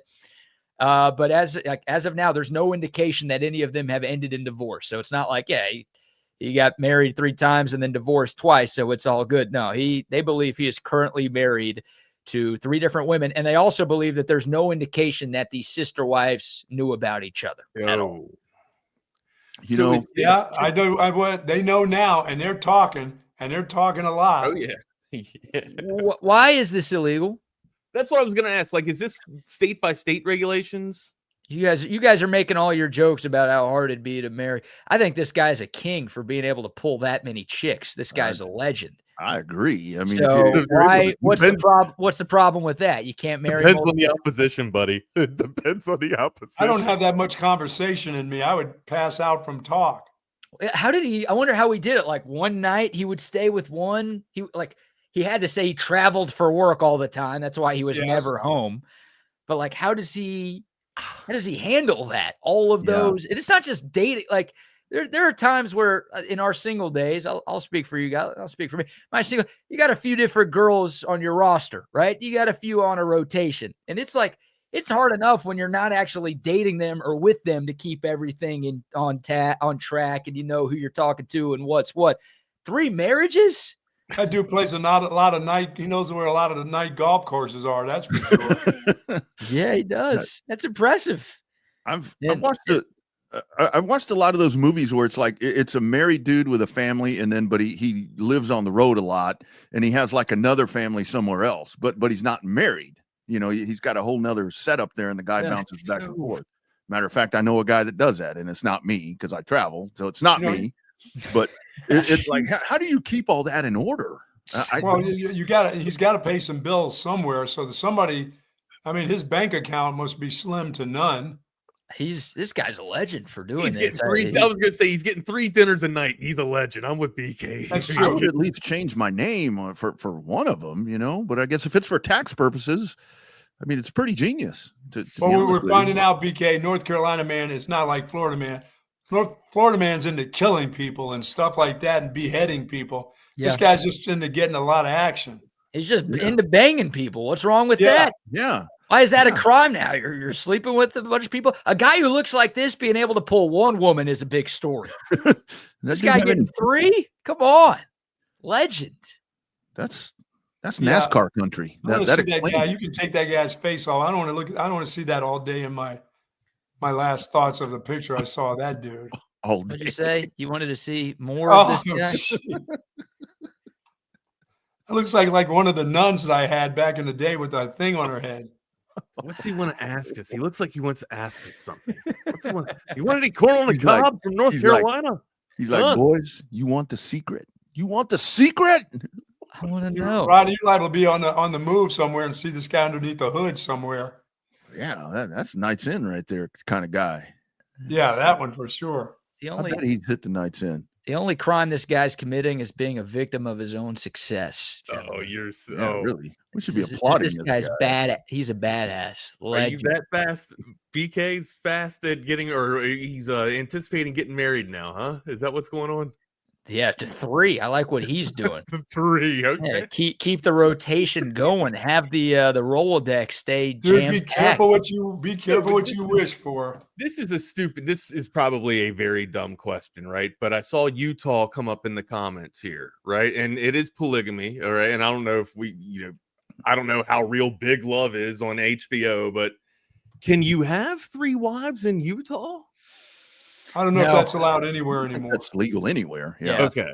Polygamy is illegal in all 50 states now. Okay. Don't worry, I've done the research for a friend. And it's stupid. I'm Who the hell wants currently 3 having wives? consent, so I haven't researched. Yeah, no, all the married guys are like, who the hell wants 3 wives? All the non-married guys are like, legend, dude. Well, No, I wouldn't wish that on anybody. 3 of them? At least, again, they're looking for more. He might have 4 or 5 out there. My goodness. Well, that's why I said chic, because I know, like in some of the foreign countries, you can marry as many as you want. I guess, some of them oil tycoon folks, they have a lot of wives. That's at least 30 problems a day. That No, yeah, and I'd get my stories too mixed up with that right there. Right. Yeah, that's the tough part. There's right? no way I could keep all my stories straight. How do you? The story doesn't say how long he's been married to each of the 3 women, but like if we're talking about years, where this guy was able to live a triple life, forget a triple life, and none of them ever found out about each other. Yeah, I'm telling you, man, this guy, he busted a lot. He deserves a bust for his work. North Carolina is not that big of a state, too. Right? Well, Right. Everybody knows what goes on if he's doing it in these little counties. Small towns, right? Small counties, it sounds like. With 3 wives, guys, word on the street is that dude had a full mullet when he married all 3 of them. Oh, yeah. You named Davidson County. I thought for sure it was like DWI, or he went into someplace to a bar naked somewhere, all drunk. Driving too fast, getting a DWI on his lawnmower, riding lawnmower. George Jones. George Jones. All right, boys. Y'all have a good one out there. See y'all tomorrow. Later, boys. Later, boys. There they go. Here we are. Welcome to another edition of Chaos Theory on Texas Sports Unfiltered. Make sure you hit us up on our socials. I'm at Not the Fake Wags on Brand X /Twitterverse. My partner in crime is the Rodney R on Brand X. And if you are on InstaFace, he is the _ Rodney R. I am the Wagner Wire. Hit us up on our platform of YouTube here. Make sure you subscribe, get your crowns. And then if you're out and about, if you are mobile, hit us up on that Coda text line, 512-222-9328. Again, that's 512-222-9328. I just saw a damn advertisement now to get the NFL premium bundle for $39.99 a month after I just got done paying and it's only for a selected couple of months. It's only for like a selected portion of months. It looks like 8 months you're paying it off. I am now paying $30 a month all year round for the NFL package. Am I getting I'm sorry, ADHD. Am I getting ripped off? I'm wondering if I should call them up and take this thing on. Yeah, only $40 a month, and it covers a span of 8 payments. And you get Monday Night Football, NFL Network, Red Zone. Oh, that's why you don't get it's the ESPN NFL premium bundle. It's not the YouTube DirecTV. So it's a completely different package in all of itself. So are you looking forward to Red Zone with full commercials? No, as long as we have to we hear, why don't you take a seat, or why don't you have a seat? Maybe it'll make things a little bit better. How was your night, man? Good. You looking forward to tonight? Wags, I'm a coward. You got your Cowboys gear on, bro. Like, I'm a fucking coward. I got up and I did everything that I've done for the last 40 years. Well, no, because social media wasn't around back then. I sent the same stupid post. I put the same stupid post that I put up every opening game for the Cowboys. I put on my this Cowboys sweatshirt. We're gonna lose too. I can't. I've done that. I'm not making fun of you. This thing's like 25 years old. I got this after the Cowboys won that last Super Bowl over Pittsburgh, so it's old. It's old. How many times have you worn it? How long ago was that? Do you wear it when they win? Well, here I am. I put it on. I'm like, you know what? It's whatever. Game day, baby. Yes, Game sir. Day. How you feeling? Of course, we're going to break down the rest of the AFC and give you the picks and who we think is going to represent their divisions and the AFC conference as well. But of course, we would be remiss if we didn't talk about the kickoff or Thursday night football, rather. I should say. Let's keep it real, right? Expectations. Let's temper expectations. That way, we're not our feelings aren't busted and hurt. I'm still expecting a relatively close game, maybe 10 points, right? They're pros, right? I'm not expecting anybody to run away with it, and it's also week 1, so I'm expecting a little bit of sloppy football. Usually, this actually take the over on this. If the over is 47.5, especially with sloppy football, damn, now I'm talking myself out of it. I was thinking maybe the defenses would be down a little bit, and you could probably, take advantage of a low, somewhat low under of 47.5. I'm thinking maybe these two teams would fly off. But now if they just haven't gotten things together and they're lethargic, then the offense just isn't gonna pop. And maybe that's why it's a 47.5. I'm Wallace Shawn from Princess Bride. Here we go. The Cowboys are going to do one of two things. Either they're going to win or they're going to get blown out. Not lose, blown out. One of the two. But I wouldn't be surprised if they win. What? Yeah. Okay. So let me ask you a question here, Double R. How do you think that what's their game plan going forward tonight in order for them to win? What do they have to do for them to win? Infect the Eagles with COVID so they can't play. They struggle defending. They're going to need a little bit more than COVID. They struggled to defend the run, right? And then Eagles are probably probably the best team in terms of running attack, right? Saquon Barkley's going to go buck wild tonight. Yeah, I don't know how. I don't know if he's going to be having like his Saquon 200-yard plus games, but I'm expecting him to go over the century mark. I don't know what the prop bet is for Saquon Barkley tonight in yardage, but I would think that he goes over on that. I would think that Sirianni and company, or I don't know how simple they do, because usually, the Eagles are known to take big shots and big plays, right? But when you got a ground and pound game like Saquon Barkley, and one of the best offensive lines in the NFL, I would argue that you probably lean on Saquon Barkley instead of just trying to get some AJ Brown. I do need some AJ Brown. I got AJ Brown in my dynasty, so I need AJ Brown. And then you got Devontae Smith on the other side. So they're loaded, dude. They're absolutely loaded. As long as Dallas can keep it close, again, optimistic, points of view from you thinking that they might win. I just don't see the plan of it. They don't have a ground and pound game that they can utilize to kind of keep Philadelphia off the field and wear their defense down. Dallas, to me, seems like they're once or big play or strike through the air type of offense these days, just because I don't know. I'm not seeing their offense coming through the ground and pound yet. Like, if I see a couple of weeks to where, they can sustain something of that nature to where they can have some consistency in the run game, then maybe I'll give them some type of hope for a balanced attack. But it looks like most of the production is going to be coming through the air. Well, and I mean, welcome to Dallas, Kenny Clark. You're a run stopper. Let's see. Yeah, you better plug that hole. You're a run stopper. First assignment's pretty damn important right now. Big Green 26 is coming for you, Kenny Clark. So let's see how great of a run stopper you are. You're going to get good edge play out of Fowler and out of Williams. I mean, obviously, you're not going to get what you had, there with Parsons. Well, I mean, also too, like with Parsons in that defense or in that roster, it allows the other guys to eat too, right? Because Parsons in the playmaker position, he can cover so much room and so much field. And when you got a guy behind you, if you're Fowler and you got a guy like Parsons behind you or right off to your side, then you'd like to think that you're not going to draw that many more double teams, or the protection is going to get slid to Parsons a little bit there, and you be able to win some one-on-ones or get yourself in a one-on-one advantage. But now probably going to be drawing a lot more double teams, man.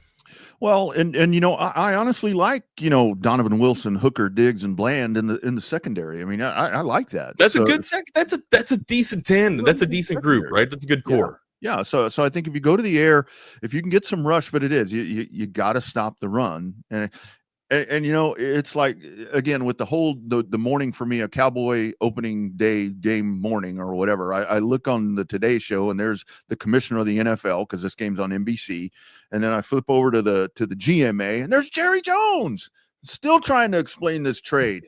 I'm like, dude, All right. Okay. I don't really think there's much more explanation needed to be done. I think Jerry kind of said it best. I mean, but you know what? I listened to him. They got rid of it. I listened to him, and I'm like, that makes sense. See, that's what I'm telling you. I'm a coward. I listened to it, and I'm like, that kind of does make a little sense, you know? Huh.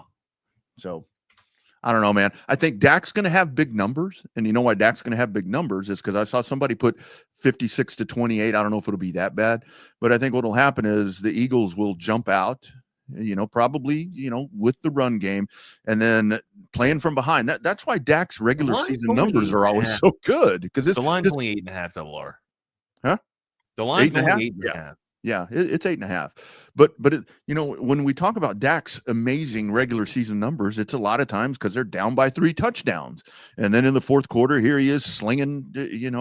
Hey, George Pickens is there now. Let's see what kind of a difference that makes. I'm ready. So that's what I was trying to pull and extract out of you, right? Like, what's the plan of attack? Where do you think the offense philosophy goes with Brian Schottenheimer here? To kind of move the ball up and down the field on these Eagles here, because we speak about their juggernaut of an offense, but they're pretty nasty and tenacious on defense too. Yeah. So what does Dallas do to kind of move up and down the field?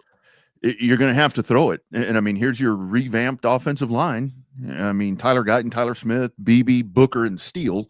I mean, here are your guys, and here's my concern with that, because I kind of think Dallas is going to be one dimensional, because with Williams and Sanders, I mean, that's your running back tandem, and none of them really jump off the map at me to where it's but if you got your improved offensive line, you can work from that too, right? Yeah, but a lot of that offensive line hasn't played. They didn't play in the preseason, and so that's continuity and need to congeal a little bit. I would love to see Jaden Blue become a star tonight. Put that dude in there. Let's get a little pop. Just don't fumble, my man. Just don't fumble. Get that dude out there. And I think if Dallas can establish some sort of running attack, and then that'll open it up a little bit for Dak to be able to hit Pickens and CD Lamb. But you got to establish a running attack, and the running attack's a big question for me at this point, because there's not that breakout guy that not yet, or not that we've seen or know about, right? So look, if you're struggling to get the run, and if you can't get to the edge, we know that maybe you dip it down and cut it to Ferguson a little bit outside of the hashes, and maybe it extends there. 5-yard, 4-yard routes can extend your running game. Maybe if you're throwing to the out or you're throwing to the flat, then chances are you're probably not trying to get 10 yards on a drive or 7 yards on a drive. You're probably just trying to get the little 3, and then that's your extension there. Maybe some bubble screens, some quick screens out to the flat with CD out there to see what they're doing. If the defense can bite up a little bit, then maybe you can get it to Pickens under or behind the defense. Again, running the ball unlocks a lot of things with your offense there, but if you're struggling to get to the edge, then maybe these little short passes, these little intermediate routes, going to be has to be an extension of your running attack, your running game. But you can only do that for so much until they're not honoring your run and they're just sitting back in the zone. So it's going to be tough. So you have to be able to carve it up between the tackles. I mean, regardless, if you can't get to the edge, at least establish some type of a running game between the camp and the Dallas Cowboys backfield there, and hopefully 3 yards pop, 3.5, and that'll get them moving or just on their heels a little bit to where, all right, hey man, we need to generate some type of a pass rush. And if that happens, Rodney, if you got them baiting a little bit on the on the running attack, then maybe you can get some play action for you. So yeah, and the Eagles, I don't have Dak's play action numbers. Are they I don't know his percentages off of play action, but I would feel that they're somewhat decent, around 65 to 70, or probably even higher than that, I would think. Yeah, and the Eagles. I mean, you lost some defense. I mean, you lost some pivotal pieces on defense. So, but they replaced, right? Yeah, right. So that's that part. Javonte Williams averages 3.7 yards a carry, or he did last year. So, I mean, I think if you can get that out of him tonight, as it would be, I mean, I'll take that. I'll take that. I mean, it's not a number that's going to, I talk a lot about staying in front of the chains and all this different stuff. I mean, that's not going to do that for you, but I think that it's going to give you, almost 4 yards a carry. I mean, that's not bad. I'll take, if you're around 3.5 to 4 yards a carry, I'll take that and then live and die by, a second down or a third down pass here and there, or every now and then, right? Like that's manageable. I'll take that. Yeah, you utilize your tight end. Again, here I am, the tight end guy. I mean, you got a freshly paid Jake Ferguson. Make him earn some money tonight. So, I mean, we'll see. I'm not optimistic. I'm realistic, but I could be wrong. Like I said, with Dallas, it really is where you expect that they're just going to fall apart and embarrass themselves on national TV, or they're going to come out and we're going to be like, holy shit, damn, I got that wrong. And they win. That's Dallas. Everybody counts them out, and especially off the Parsons deal, and then they just shock the shit out of everybody on Thursday Night Football. Exactly. So how can Dallas keep Philly off the ground, or excuse me, how can Dallas keep Philly off the field, Philly's offense rather off the field, wear down their defense without a ground and pound, without an established running attack, right? That's the question. That's the I guess that's the enigma, or that's the riddle moving forward here. If that can happen, that would be the plan of attack that I would have going into Thursday Night Football, right? Like how do we keep a leash or keep a restriction on that offense and keep Saquon Barkley off the field? As long as they're on the field, that Dallas's defense is going to get worn down, right? If you can flip that and do a counter to that, I think that's a really good plan of attack. I just don't know how it's executed. If it's an extension of the run through small and short passes, great, but still, like, what's the percentages of hitting short passes all day and night, right? You have to be able to have 3.5 to 4 yards pop. You have to. Yeah. I really think two dudes that could become pretty good factors tonight, just because of the impact now where you have 1A and 1B with CD and Pickens, or 1-2, whatever you want to call them. Jalen Tolbert and Kevontae Turpin are guys that, because whichever one of those other dudes are going to be on the field, they're going to draw all the attention. So one of these guys might be able to kind of have a breakout and make a couple of big bang plays, if the opportunity is afforded to him. But the other part of it is, and this is just I'm talking about for the sake of the season, that offensive line needs to be very cohesive to where you keep number 4. Don't let that dude get roughed up. Yeah, because you're like, are you still confident with Dak's ability to scramble or just extend the play? Like, you don't need 10 yards a pop, with him rushing. But like, if the pocket breaks down and he's got to step up and kind of, find some type of an egress route, like you're confident in him getting 6 yards, 7 yards, and getting the hell out of there, right? Like his ability to escape the pass is still there. I think it is still there, and I think he's very capable of doing that. But I'm telling you, Wags, I have flashbacks every time that dude takes off of his like foot pointed the wrong direction. Yeah, you just didn't know. I got you. I'm like, dude, don't do that. You're 10. Isn't it so weird? This dude is 10 years in the league. It's like, it seems like it was 5 years ago when Dak came around. No, I always think he came in with with golf, right? But he came in with Carson Wentz. Yeah, that's why. I always think he came in with golf. Well, hell, shit. I mean, golf's coming up on his tenure, right?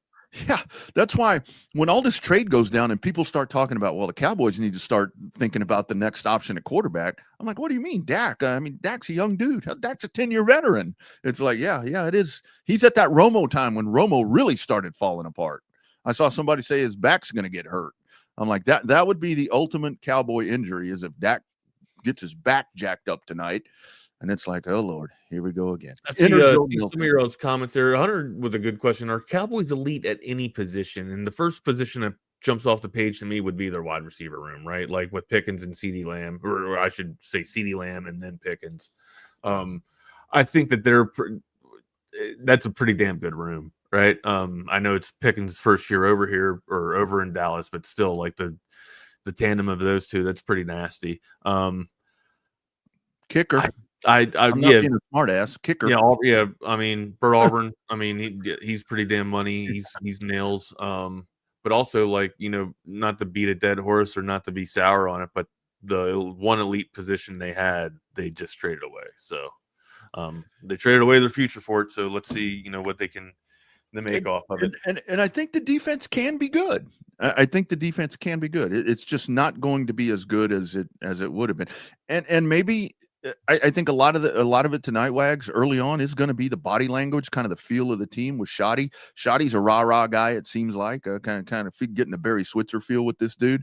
But it's like I mean, let's see how this team looks. I mean, maybe Micah really was that much of a distraction for all the great attributes that he has. Maybe getting him out of there, maybe it is a sense of relief, and maybe this team is loose and motivated. And I mean, hell, what a better test. What a better test. It just sucks that those guys are hanging up a banner tonight, and you get to be the opponent tonight. Right.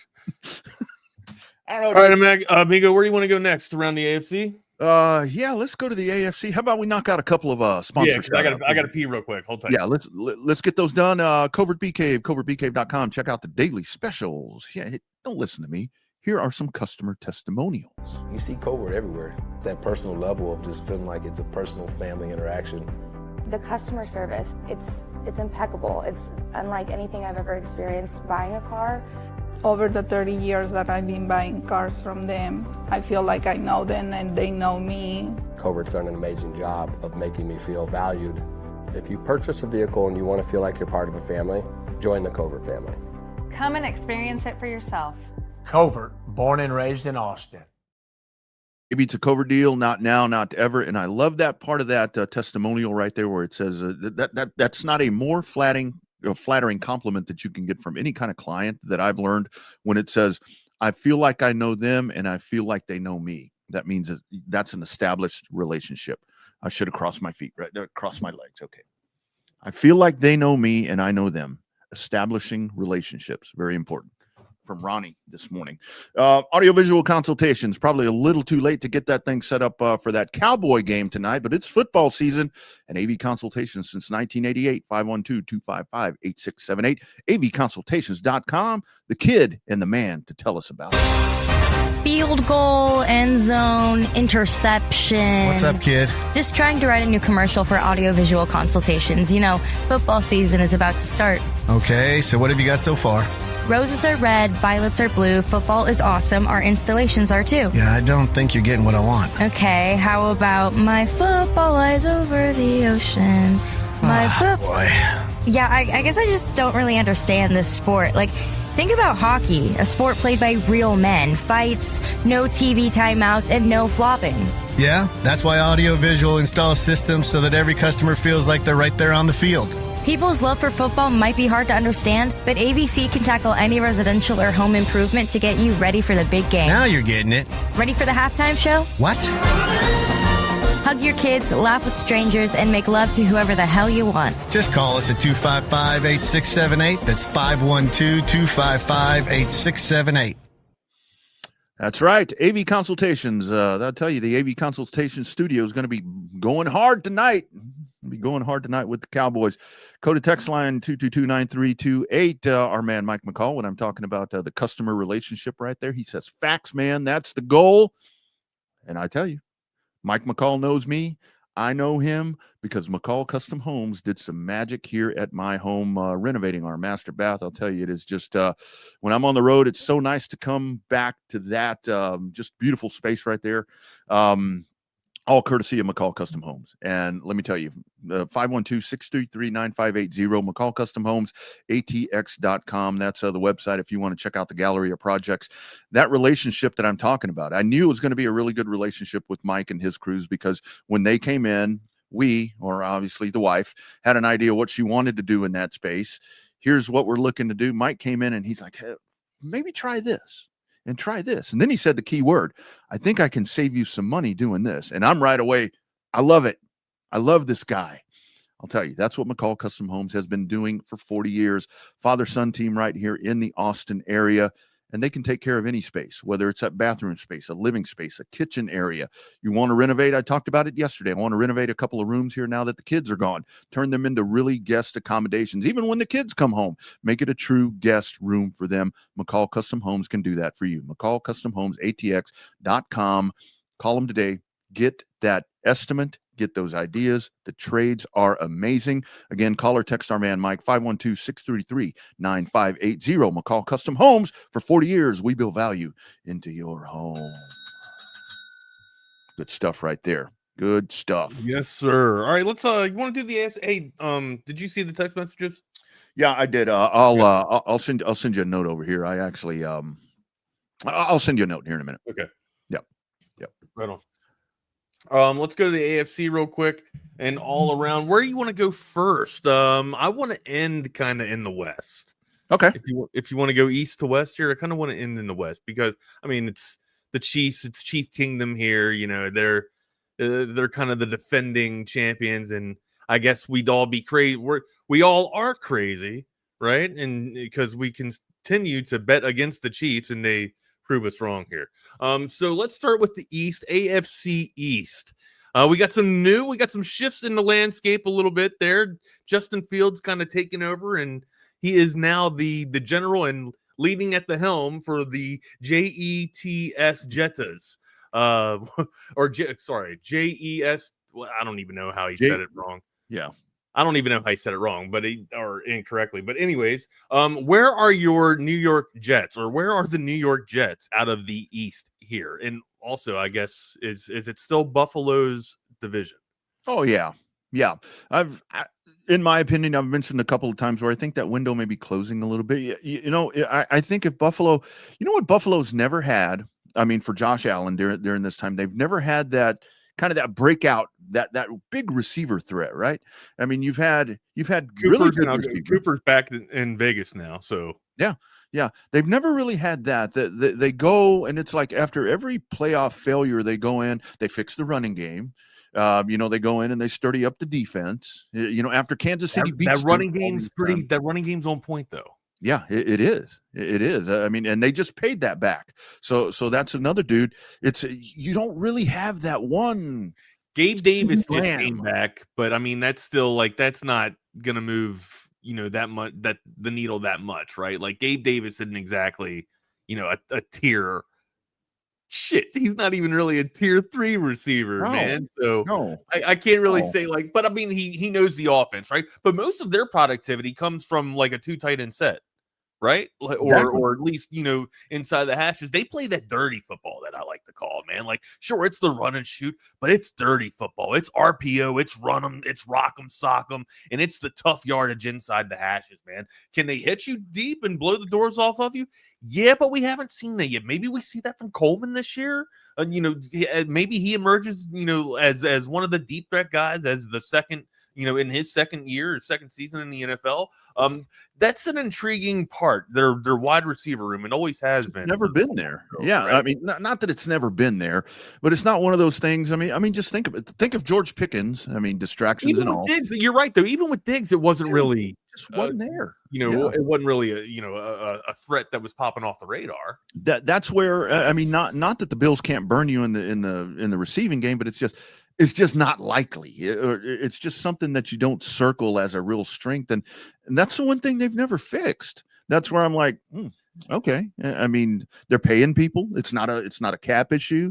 It's weird though because the air attack is there in games though, right? Like you see they have to. I mean, in order to keep up with Mahomes and company, they have to kind of be able to air raid and air out, and they do find that productivity or that production through the air. It's just this is where consistent. And this is where I think with Buffalo, maybe they look at the Kansas City model, because we're talking about this with the Bills, but Kansas City's kind of been the same thing where Mahomes has never had he does now, I think, with Xavier Worthy, but it's like he's never had that blow me away option out there. Maybe that's what but I'm like, take care of that. Maybe he's had Tyreek Hill. Well, yeah, Tyreek Hill. He had Rashee Rice. I would say, Tyreek Hill is the guy that pops off before Rashee Rice, right? There's nobody that can match the speed of Tyreek Hill. Yeah. And Hunter's got a good point. I mean, maybe they don't want that diva, that big salary. I don't know, but that does cost a hefty penny, right? And hell of a we've lot seen it destroy a ton of rooms so far, a ton of teams so far. So, and that's why it's always with the Bills. It's like, well, if it wasn't for the Chiefs, it's the Chiefs every time. I just think that would. I don't think this problem that we're talking about, or deficiency that we're talking about, I don't think it's going to cause them to not win the East. They'll still win the East, right? But is it enough? Is it enough for them to get over the AFC? Right. You're going to get the same result. It's like if you don't fix it. Yeah. No, that's a good point. You speak to a team that doesn't have a problem with paying their wide receiver room. It's the Miami Dolphins that we stay in the East here and just go down south. Miami, as long as Tua can stay healthy, they have a chance. I think so. Okay. How do you feel about Ollie Gordon in that running back room now? Again, I think that's very supplemental to kind of try to keep your guy upright and not take another shot to the head. If I'm Quinn Ewers, I'm ready to play every week. Well, I think Quinn's 3 though, isn't he? Yeah, I think he's 3. I think he's a 3 guy. I think Wilson's the 2. Yeah, I think he's QB 2. I'll tell you, Wags, in the East, I have circled. I actually have them as a wild card team are the Patriots. I think the Patriots. Let's have a real conversation. Where's Vrabel take the Patriots in year 1 here? Dude, you got 2 good defensive tackles with Williams and Barmore. That defense is, these guys spend a lot of money and they spend it all in the right places, dude. Now they have a wide receiver as well that they've brought in that can be a deep threat that can kind of blow the doors off of the secondary if they need to. The threat is there. Right? We haven't seen this since Randy Moss. Travion Henderson can run the ball. I don't think we see X factor too, right? Travion Henderson is also an X factor. 10-4.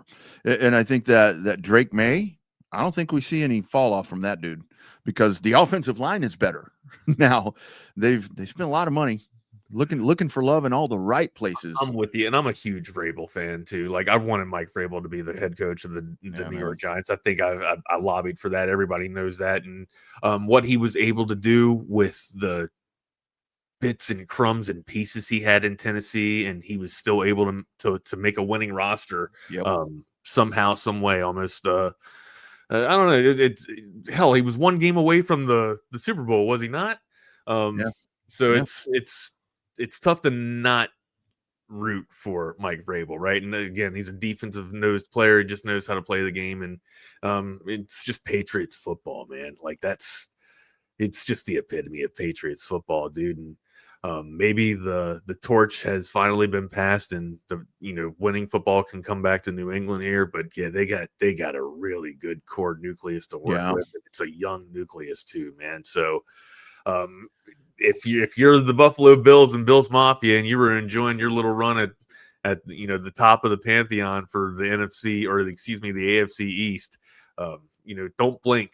Because or you might want to start looking over your shoulder because the people from Foxborough are breathing down your neck, man. That's the snow, baby. That's the thing where we talk about the Bills. The Bills have been just good enough for a long time. This could be something that's going to be built, not this year. I mean, I say the wild card possibility, but it good enough to be really good in the next several years to be better than just good enough. Oh yeah, let's walk down the Patriots schedule real quick, all right? We got the Raiders, right? Week 1 against the Raiders. I think that's a dub. That's a manageable win right there. You got Pete Carroll and company trying to bridge together the next, I guess, the next era of the Raiders football. And then they're on the road against the Dolphins. Now I think they'll struggle here, especially in the first part of the year, right? Going down to Miami, maybe the weather's a little bit of a factor. Maybe they're sucking wind a little bit, but I think they probably split and they go 1-1 coming out of week 2, and then again against the Steelers. Again, I just got a ton of question marks. The Steelers defense is going to be right and on par, but what type of defense can or plan of attack can they roster up against Aaron Rodgers and DK Metcalf and company? There's a lot of people buying stock in the Steelers, man.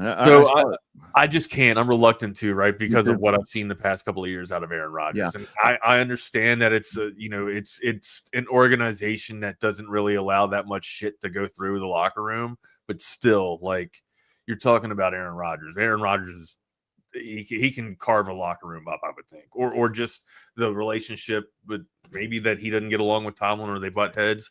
That's going to send shit awry too. So I have a big question mark for the Pittsburgh Steelers. I do think I'll be definitive here. I do think that that New England comes away with this. They're 2-1 after week 3 against the Pittsburgh Steelers here. And then they host the Panthers. All right.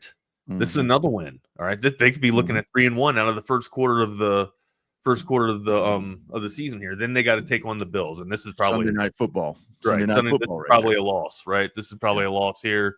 And then they go on a run.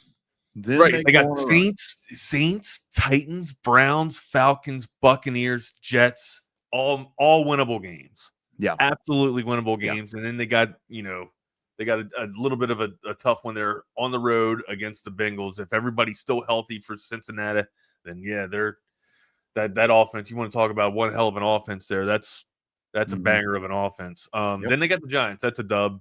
They got the Bills again.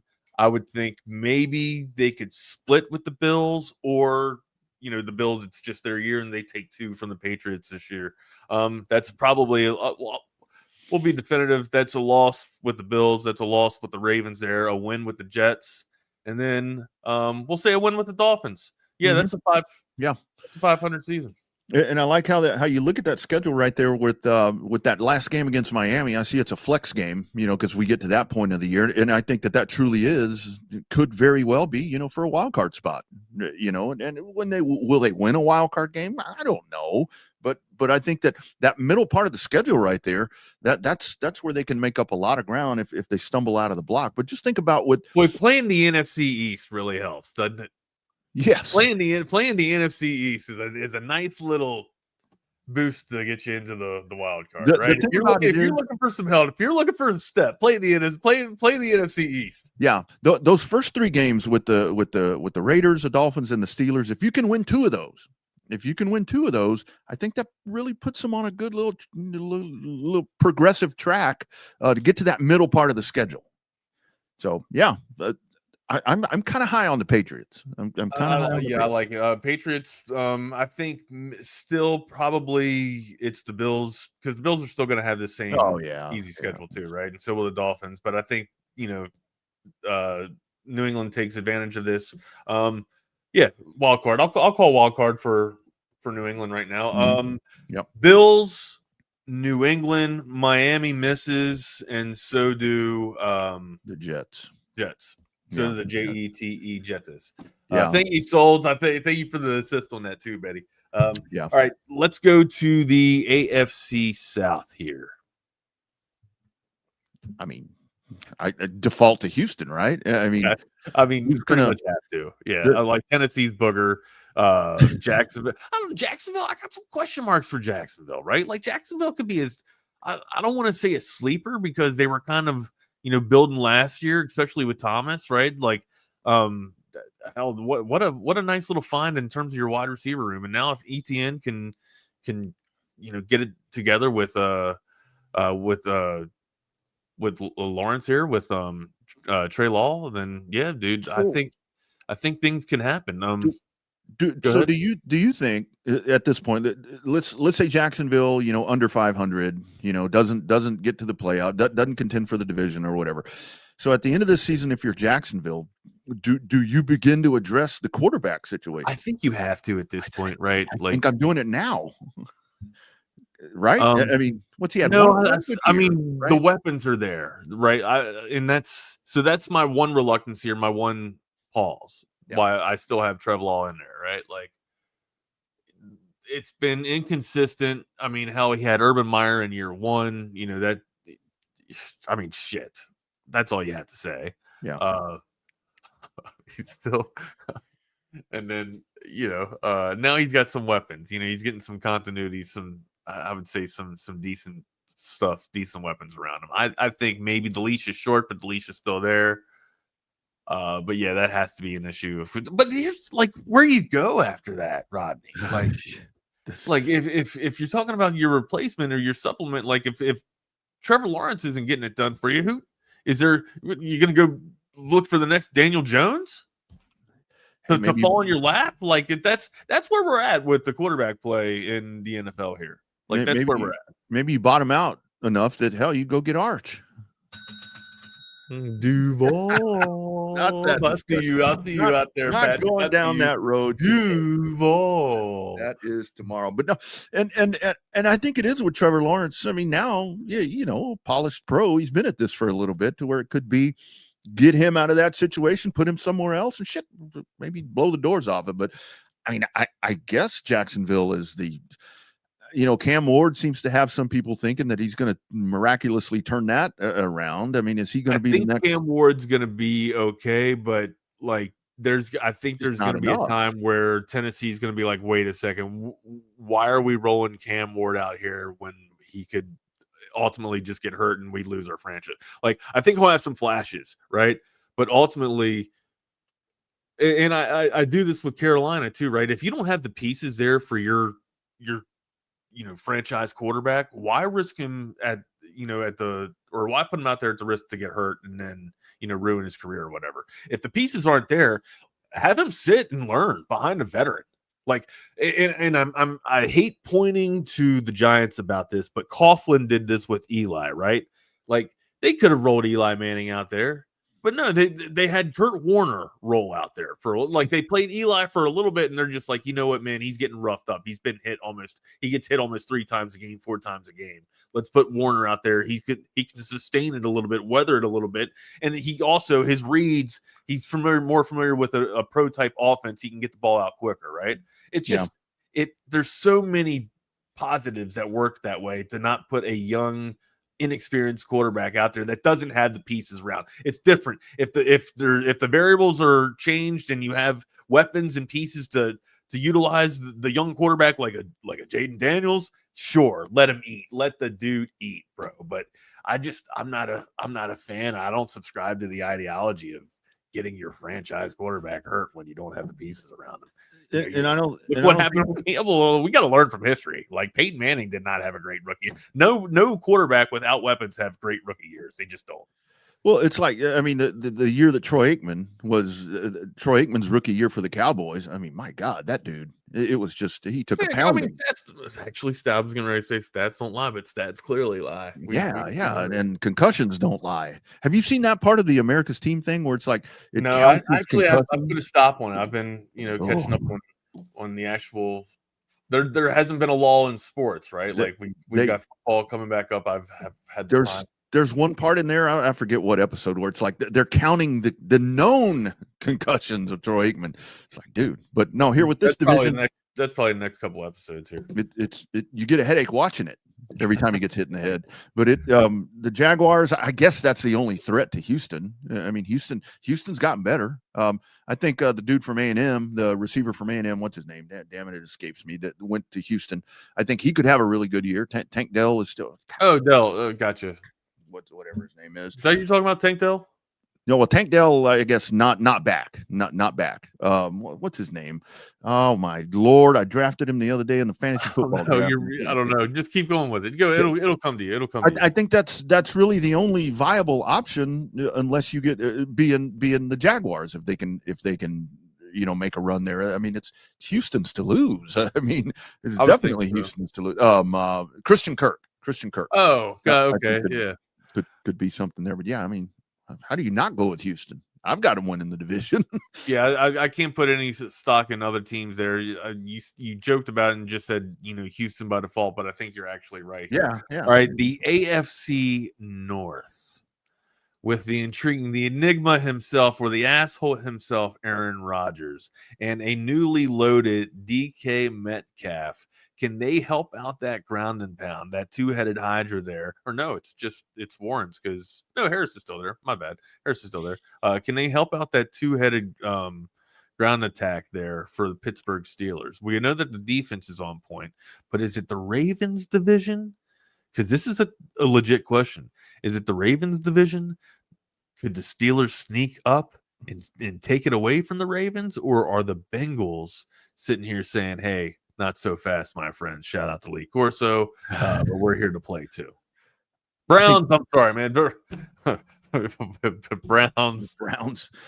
Cleveland. There you go. There's your Browns. Yeah. What goes in the toilet? Taking the Browns to the Super Bowl. I did that earlier this morning. There you go. I mean, I would have to say the Bengals. And come on, Bengals. I mean, it's like, I mean, you have a great quarterback. I mean, you have that. I mean, defense, you got your guy paid. I mean, there's always something with the Bengals, though, right? It's like there's always. I thought he left. I thought he was out off the roster. And he's okay from his firework incident. I saw something this morning that said that he's okay from his 4th of July incident. Hold on. Wags, you are not a true Giants fan if you didn't know who Rhett Palmer. So I went back and actually looked up Rhett Palmer. Oh, you didn't know who that was? No, I do. So here's why. That's the dude that sold cars at the Big Red dealership. It was and I was thinking, like, where was I when I missed this? I was in Afghanistan. Yeah. I was 2008, 2009. I didn't see any of this, but I still should have known. But yeah, like I can't, and there's pockets, my memory, you guys know this. My memory's kind of, jacked up and blank. But yeah, dude, I have no recollection of this at all. Like, and shit, people will tell you that there's still conversations out there that they've had with me that, I'm sure we've talked before. Right, whatever. No, but yeah, I just maybe I guess I'm not a true Giants fan, man. I guess I'm not. Yeah, no recollection at all of us drafting him or the Giants drafting him. Yeah, but with the Bengals, I mean, the Bengals have depth. I mean, I was like looking at their depth chart this morning, and it's like Chase Samaje Perine's there. That dude always seems. I wouldn't call it depth at the wide receiver room, but I mean Chase. I would say Chase Brown. Like, you can.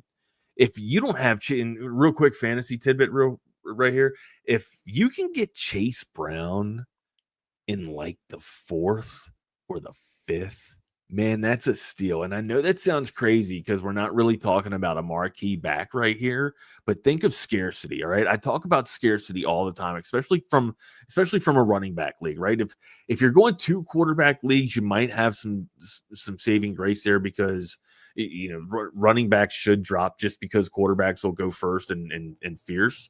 But if it's a 1 quarterback league and you've got to rely on 2 running backs, I mean, Chase Brown, if he's there in the 4th round, you have to take him, man, just because there's really, like, you speak of depth, but I'm just not seeing that from the backfield there for the Bengals. Now, I think Chase Brown gets involved with the passing attack pretty frequently, right? And Burrow, if he doesn't have Chase or Higgins, open, he does like to hit Brown coming out of the backfield. But hell, man, like, really the only continuity that on the ground that they have is Chase Brown. So I'm huge. I got a lot of stock in Chase Brown this year, man. Like, if he's unfortunately he's not on my team, but we got a redraft we got a redraft for a league today, supposedly around 4 or 5 o'clock.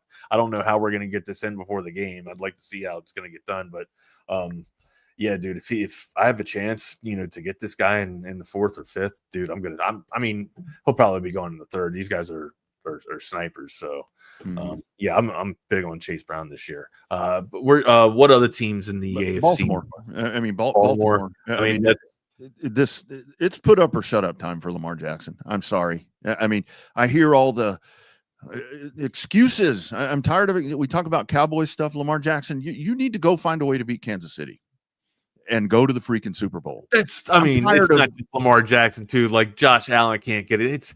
It's the Chiefs, all right? Like, they're pretty tough. They've been 4 of the last 5? Is that right? Is that an accurate stat? 4 of the last 5 or 3 of the last 4? And it seems like Lamar gets a little more grace. It seems like on not being able to get past Kansas City, to where it's like, well, Lamar, this happened, or whatever, defense. No, I'm tired of that shit. For all the greatness that he is, I mean, people pile on my quarterback, Dak Prescott, all the time. Dak Prescott ain't doing what Lamar Jackson's doing. Well, I know, okay. But it's this. So the pile's going to come. All right. Well, but Dak's shitty. It's a shitty team. Well, Lamar Jackson you're telling me Lamar Jackson doesn't catch shit? Not like Dak. It's and not like Josh Allen, but they changed the rules for Josh Allen, so there's that part. It's like the Bills lost this because of whatever. Oh well, we'll change that rule. Come on, man. One of these guys needs to beat Mahomes. as we go to the West. As we go to the West, good segue here. And you want to talk about one of these guys needs to beat the West? There's a guy out there. There's a guy out there that maybe people are overshadowing and not really looking at, right? You talking about Bo Duke from the Denver Broncos? I'm talking about Justin Herbert. No, I'm absolutely messing with y'all. I am talking about my guy from the Broncos here. Now look, I kind of wanted to get to the Broncos last because I did want to preview, the champions, right? They are the Chiefs, and rightfully so. No Rashee Rice here, but I think they're going to be okay. They always have speed, and they always have a way to scheme and get that speed into the game, right? Kansas City on defense, we know that they have a strong pass rush, and they can pretty much stick around with anybody in the secondary as well. It's fundamentally sound. I would like to think that the most questions usually come from how they're going to supplement, their loss of Rashee Rice, and I just think it's pretty easy. You move the next speed demon or the next veteran receiver that you have in there and let Patrick Mahomes eat. Patrick Mahomes' numbers were down tremendously last year, right? Or drastically, I would say. I don't expect that to be a repeat of a season. Maybe the newly wed Travis Kelce has found his legs again and get his hair right to where it doesn't get messed up in his helmet, and he's not worried about that anymore, and he can play ball again. Because when that Travis Kelce was out there, this offense was just firing on different cylinders, and it was just a different tandem. You could also argue that after Tyreek Hill's left, just like the bailout, like the oh shit, everything's going awry, I'm just going to throw it down there and let Tyreek Hill run underneath of it and he'll catch it. Like that magic, when you have a magical arm and magical speed that's just unmatched, then plays like that just happen frequently, right? You remove a natural speed demon like that, and you're trying to you're trying to supplement magic, and that just doesn't happen. But yeah, I think Travis Kelce is going to be a little bit more involved in the offense, or I think he'll have a return to glory season, which will in turn get Patrick Mahomes back to his sheriff days. Now, like I mentioned, the contention, right? It's not coming from Las Vegas. All right.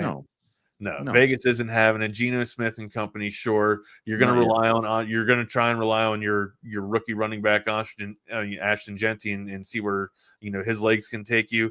Not very far. Okay. Let's move on out to LA. Chargers.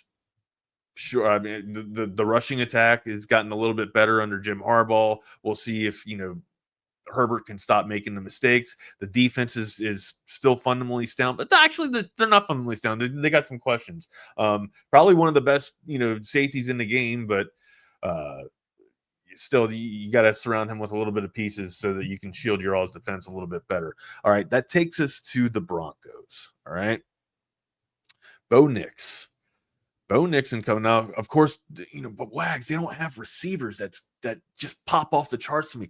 Cortland Sutton's pretty damn good. All right, dude.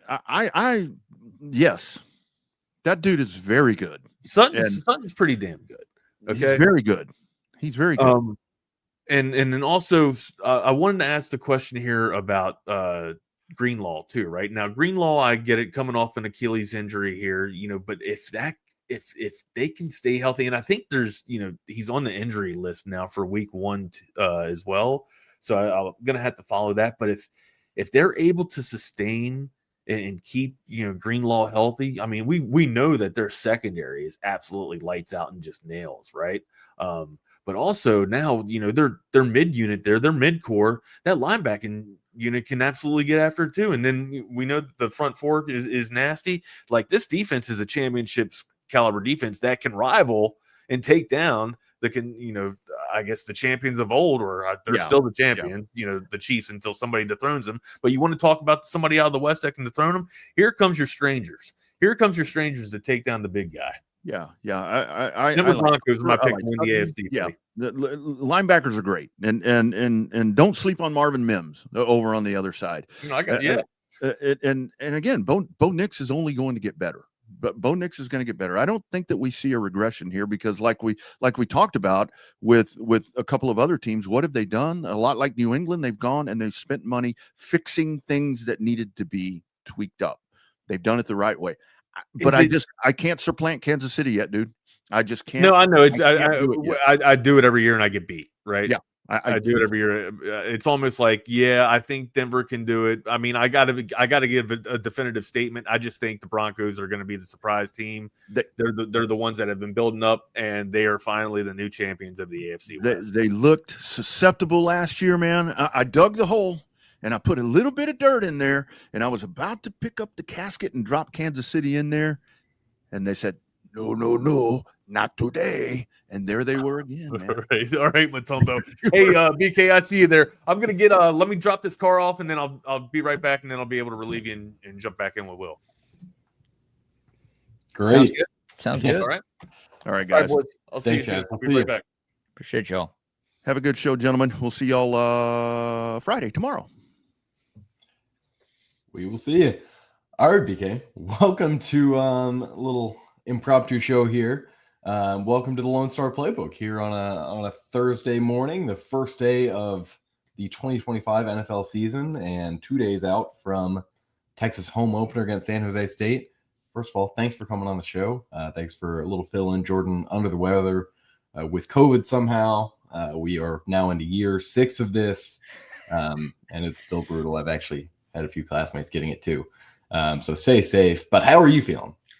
I'm good, man. I'm doing all right. Yeah, something's definitely going around. And Jordan hit us up. He said he wasn't feeling hot last night and woke up this morning feeling even worse. So hope he's feeling better. Hopefully he's good to go for tomorrow's show. But man, I'm great. I mean, it's our first full football weekend of 2025 that we're about to embark on. So games tonight, games tomorrow, Saturday, Sunday, Monday. There's not a lot to complain about when football is on my television screen. I'm pumped that it's back, man. How are you?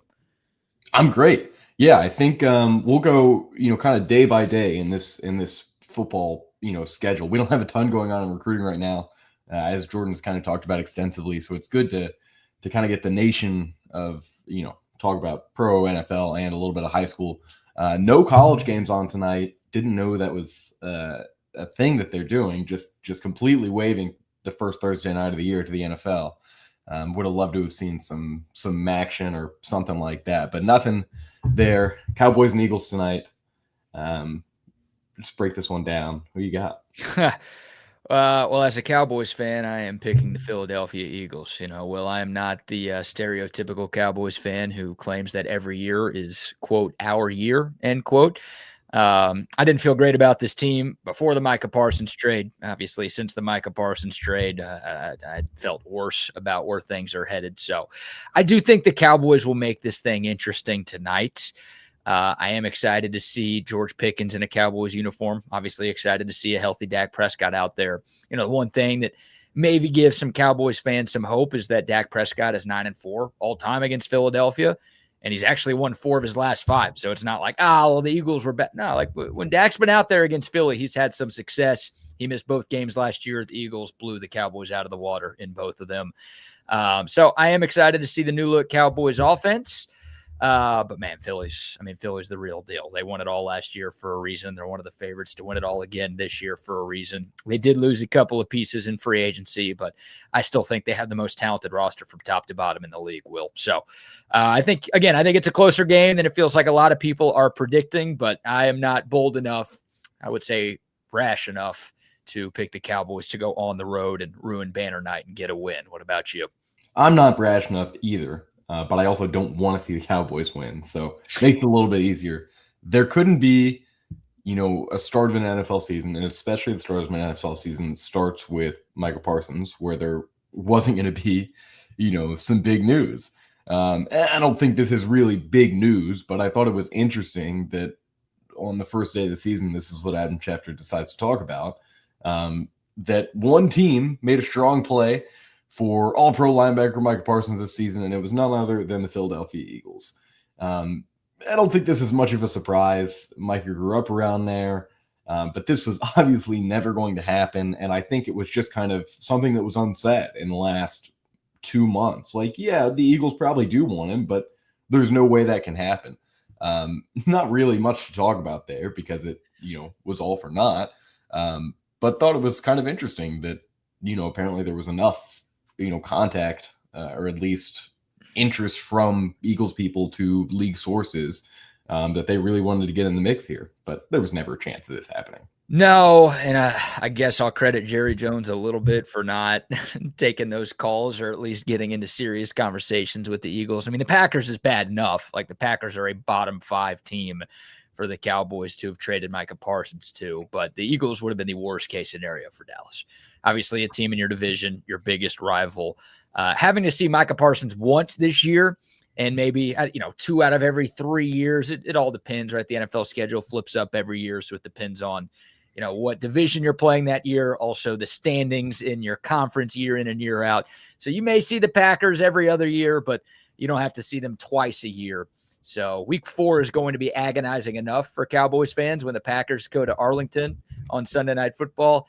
If you had to get a double dose of Micah every year for the next decade, that would have been bad. So I guess it could have been worse, Cowboys fans. You could be going up against Micah Parsons tonight. That would have really twisted the knife. I've got I've got a roommate that is a big Cowboys fan, and when Micah heads to Arlington on week 4, he won't boo, he won't cheer, but he's very neutral about the situation. he's one of 100,000 that'll be there. When it's 100,000 people in Jerry World 3 weeks from now, what's going to be the reception for Micah? Because I think we'll get cheers. Yeah, I think we'll get cheers. Well, like I don't expect there to be some sort of video tribute. Like, Micah Parsons was great, but the Cowboys didn't win a whole lot there when he was there. He was only there for 4 years, so I don't know if he's going to get that type of treatment from the organization itself. But I would expect Cowboys fans cheer Micah Parsons. Like, when he takes the field for the first time, it's not like basketball where like a guy checks in off the bench and there's an obvious time to cheer, or like a guy goes to the free throw line, or it's the first time he has the ball in his hand, where it's like, okay, here's your moment to cheer the guy. Like when Luka went back to Dallas, it's like, it was obvious. Here's when we were going to cheer for Luka to show your love. Not as easy with a defensive player in football, but I think the overall reception is going to be pretty positive, because I don't think most Cowboys fans are mad at Micah Parsons. I think most of them are mad at Jerry Jones for being Jerry Jones and kicking this can down the road far enough to where it got to this point. Yeah, I think maybe Micah, when he goes onto the field, he'll do a little turnaround and a wave, maybe little Princess Di there. But kind of wanted to look at this whole slate of NFL. We'll get to Texas in the back end of this show. Friday, Chiefs and Chargers in Brazil. Still just no clue why this is the route they're going, why the Chiefs have to play. I know this is a road game for them, but still have to start the season off in São Paulo, Brazil. That one, I'm a little bit excited to see. I think this is the final year of the what if on Justin Herbert. I mean, based on the contract, I guess there could be about 3 more years of this, but I think this is the one that's really going to tell you, is it a coaching issue, or is it a guy, is Justin Herbert a guy that's just never going to be able to win more than 12 games, never going to be able to win more than 1 playoff game? I think there's even more questions with the Chiefs. Can we call it what it is? Like, Justin Herbert is the white Dak Prescott. And I know people will be, oh, Herbert's way back. I don't think Justin Herbert's ever finished runner-up for an MVP in his career. Like, no. Justin Herbert, great regular season quarterback, puts up ridiculous numbers, and in the playoffs, his teams lose. Now, he's been in the league for less amount of time than Dak Prescott, but he is on that trajectory. He's like great regular season quarterback, great stat quarterback, great fantasy quarterback, I'm sure. And in the big spots, he comes up small.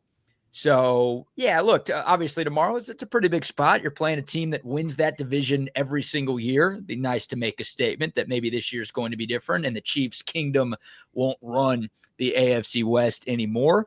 But, like, for me, it's like, what do they do in the playoffs if they get there? I think the Chargers should make the playoffs again.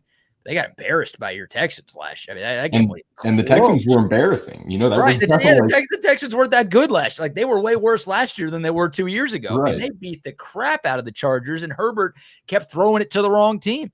So, yeah, again, Herbert's going to be there for a while, like you said. But, like, at some point, the Dak allegations are going to feel true. He's got to start finding a way to win some bigger games in his young career.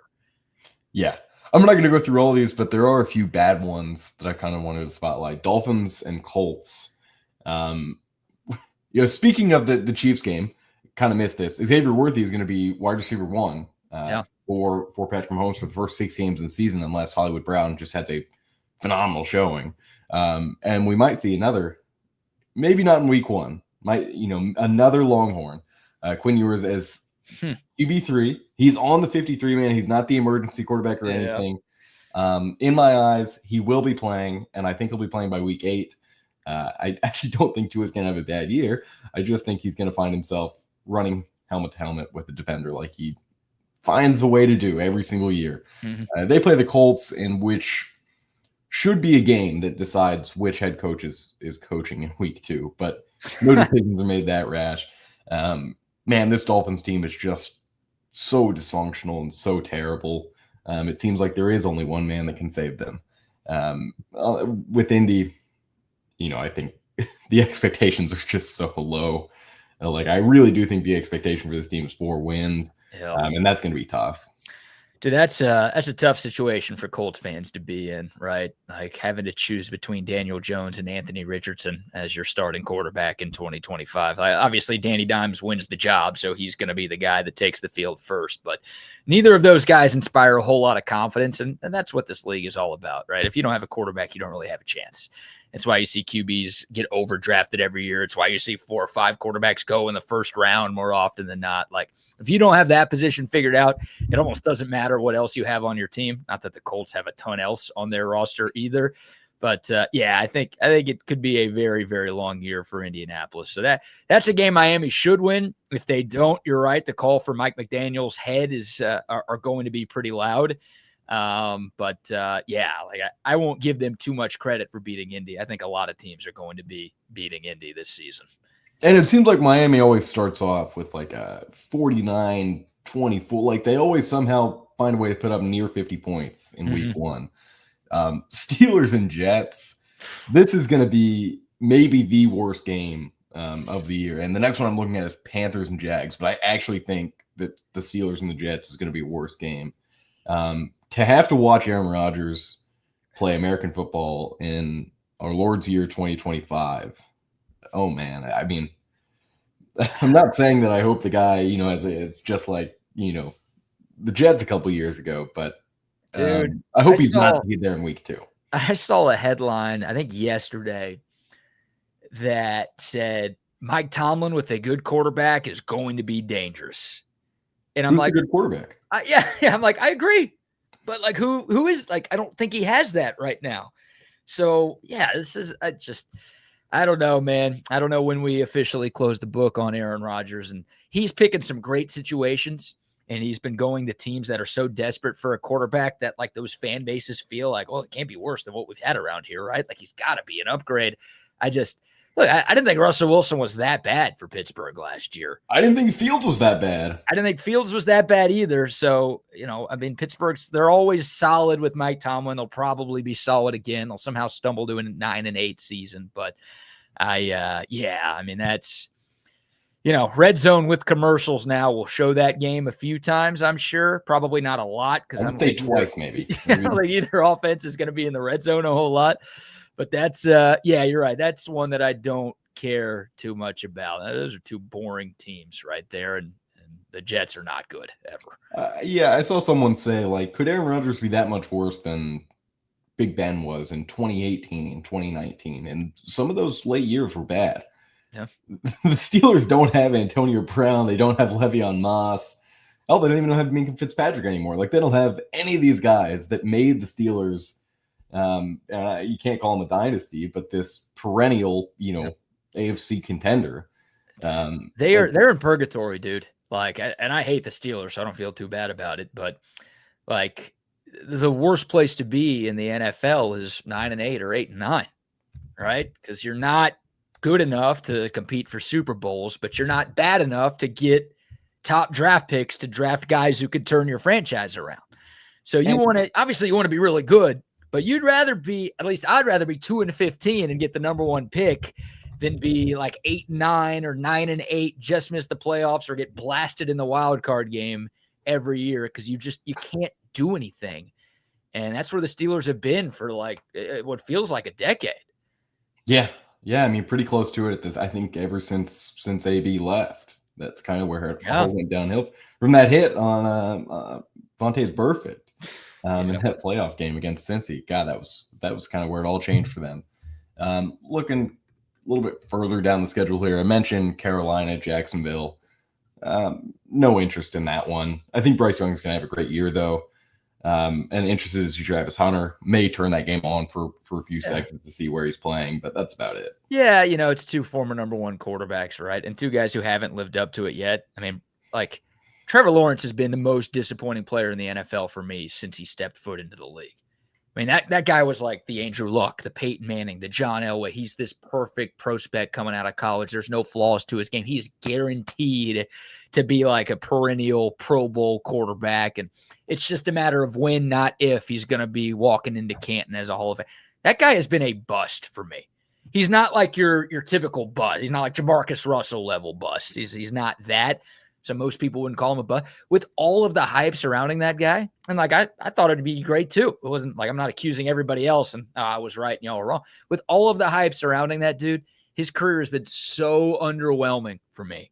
And the Jags gave him a big contract. He's locked up for a few years. So like, I don't want to say it's like his last year, but to me, he's like running out of time to show that he's worthy of all of the hype that for some reason he continues to get year in and year out.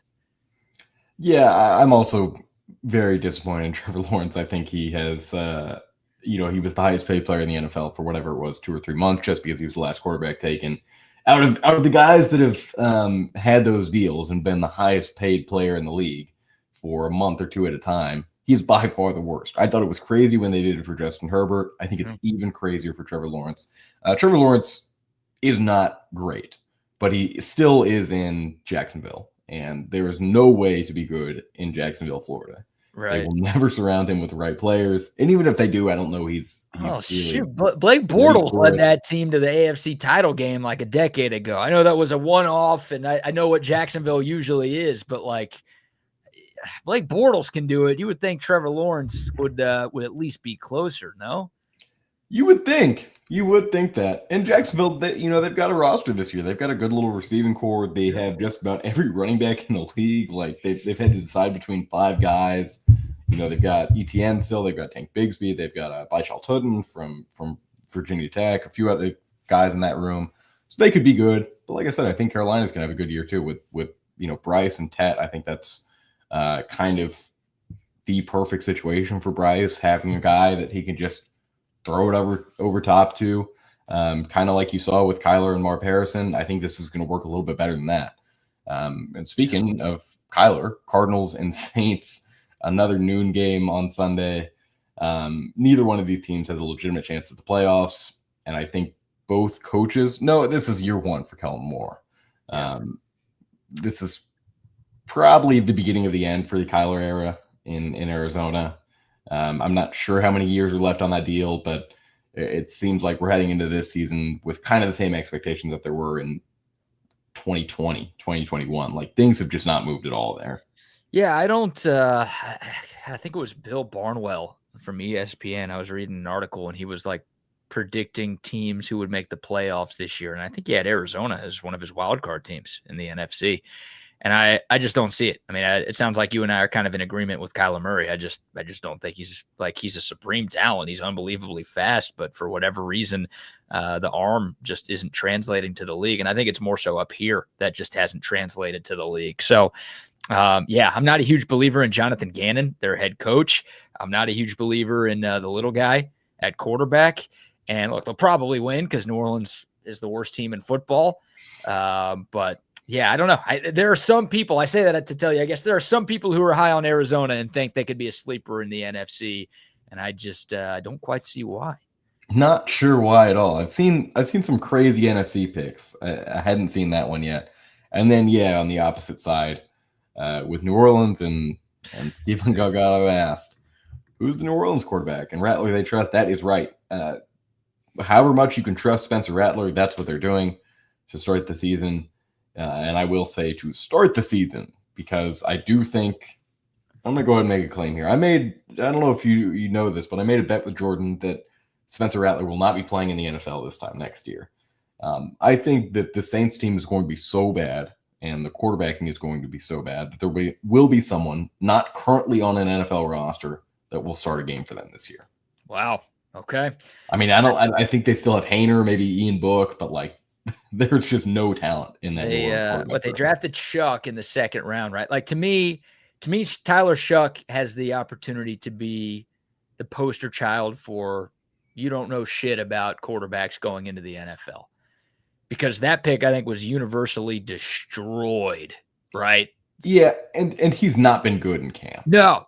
And like I don't think he's going to be good, but like that's one to where somehow, some way, if Tyler Shuck's good, because he's going to play. You're right. Rattler's not going to be the guy for more than a few weeks. They're going to pivot. They have to pivot, especially if they're going to go 2-15, 3-14, and they're going to be, in the top 2 or 3 draft picks with a chance to take a quarterback next year. They got to see what they have with their quarterbacks, mainly Tyler Shuck. So if he somehow is good, then that's more evidence that no one really has any idea what they're doing. But I have a hard time believing that that's going to be the case. I mean, that guy was bad at Texas Tech. The guy was bad everywhere. He was never bad good everywhere. Yeah. The only place he was good was as Justin Herbert's backup at Oregon. Right. And I just look, Kellen Moore's a great offensive mind. Obviously a guy who played quarterback, not very good in the NFL, great in college. So maybe he knows what he's doing, or maybe this is, hey, we're tanking, so let's draft the guy who helps us lose a bunch of games. It didn't make sense at the time, and I don't think it's going to make sense as the year goes along. Looking back at it, and I'm not sure this is the case based on the way that he's, played and has been put on the depth chart in Cleveland, but you have to wonder, if New Orleans could turn the clock back, would they take Shedeur or would they take Dylan Gabriel over Tyler Shuck? Because you knew you were going to be in this position. No 3 of those guys were probably good enough to start for team week 1, but neither is Rattler. So why not get the flashy pick? Yeah. Sell some jerseys, get some butts and some seats. Like Shuck doesn't do either of those things. Yeah, I don't know. I don't know. Like if the Saints didn't take Shuck wherever they took him, how far would he have fallen? Like I don't think anybody else had him as like their next highest quarterback on the board. So I think there's a chance that Gabriel still would have been picked ahead of him. And I don't know about Shedeur. Maybe he would have gone higher than Shedeur because we all know how far he ended up falling. But yeah, that was so out of left field, and felt like the Saints could have made that pick in round 4 or round 5, and they did it in round 2. And maybe that's why the Saints are the Saints right now. That's why the Saints are the Saints. Speaking of Cleveland, they host Cincinnati at noon on Sunday. There are no excuses for Cincinnati this year. They've got everything in tow now. You locked up Trey Hendrickson. Unfortunately, you got a deal done with Shamar Stewart. Your receivers are healthy. Chase Brown is full healthy. Like there is no reason for Cincy to not, I'm not saying win that division, but get more than 11 wins probably. And playing the Browns in a year where I think the fan base and the ownership has already made their mind up that there will be some major changes after this year. I think this is probably the biggest, no one needs a win this week more than the Bengals do. Well, here's the thing. Joe Burrow's 3-5 against Cleveland in his career. You tell me how that makes sense, right? I mean, I think we all believe Joe Burrow's a top 5 quarterback in football, and we all believe the Browns are like a top 1 organization in football, and he can't beat them. This is interesting. Bucky and I were talking about this the other day. It's kind of funny and ironic because of the logos and the mascots. The Cincinnati Bengals are the NFL version of the LSU Tigers. The Bengals, they haven't won a week 1 game since the year they were in the Super Bowl in 2021, but it's usually like they start 0-2 or 0-3. Yeah. And it's like, how? That's when Burrow's healthy. How are they, all that talent, Chase and Higgins and Burrow and all these guys, how are they starting so bad? So, look, LSU got off the schneid. They got their week 1 win. Now everyone feels good about them. It is the Browns, but you're right. Like it feels like, Cincinnati, you got to win this game, man. Like, come on. You should be like, losing 2 or, it's happened a couple times, 2 or 3 to start the season. That's one thing. To lose to this Browns team, whoever loses to this Browns team this year, I think even more than the Saints and the Colts, because there's not as much attention on them as there is on the Browns. I mean, like it or not, like the Browns are probably a top 5 most talked about team over the offseason. just because of everything that's going along with Deshaun and with, Shadur and Gabriel and everything. And it is just like 10 years ago. Oh, you lost to the Browns. Like people are going to remember that. And the 3:00 slate, not much is great, I will admit. Titans and Broncos should be fun, though. You get the guy who was, in Bo Nix, clearly the best, in my eyes, best quarterback, rookie quarterback from last year, and shows the most signs to keep going there, even more than Jaden Daniels, who I think is going to have a down year. Playing the number 1 pick of this year's draft, Cam Moore. Like I've said with all the other teams in the AFC South, there's not a ton of expectations because none of them are good. And Cam Moore does not have many guys to throw to. They don't have a great offense in total. The line is not good. They don't, I know they got Tony Pollard, but other than him, like there's no one that I think is going to be a real backup plan. Instead of having Cam Moore go out there and throw 30, 45 passes a game. I think Denver should probably win this one pretty convincingly. Yeah, I think the 4 games in the 3 to 3:30 window, there's some watchability there. They're all pretty intriguing. But anytime the number 1 pick makes his debut, I think that's worth watching. And people are high on Denver this year. Kind of came out of nowhere. They made the playoffs. I was talking about this the other day. Like, is Bo Nix or any of these year 2 quarterbacks, are they about to have the CJ Stroud year 2? One of them will, and I think it's Jaden Daniels. Okay. Yeah, it's like, look, Stroud, they still won the South. The Texans still won a playoff game. So even though he took a step back individually, the team, technically they were the exact same as they were the year before. It didn't look that way. They fired an offensive coordinator and a lot of other changes were made. But who's that guy? Is it Bo Nix? Is it Jaden Daniels? Is it Drake May? Is it all of those guys? Is it a combination of those guys?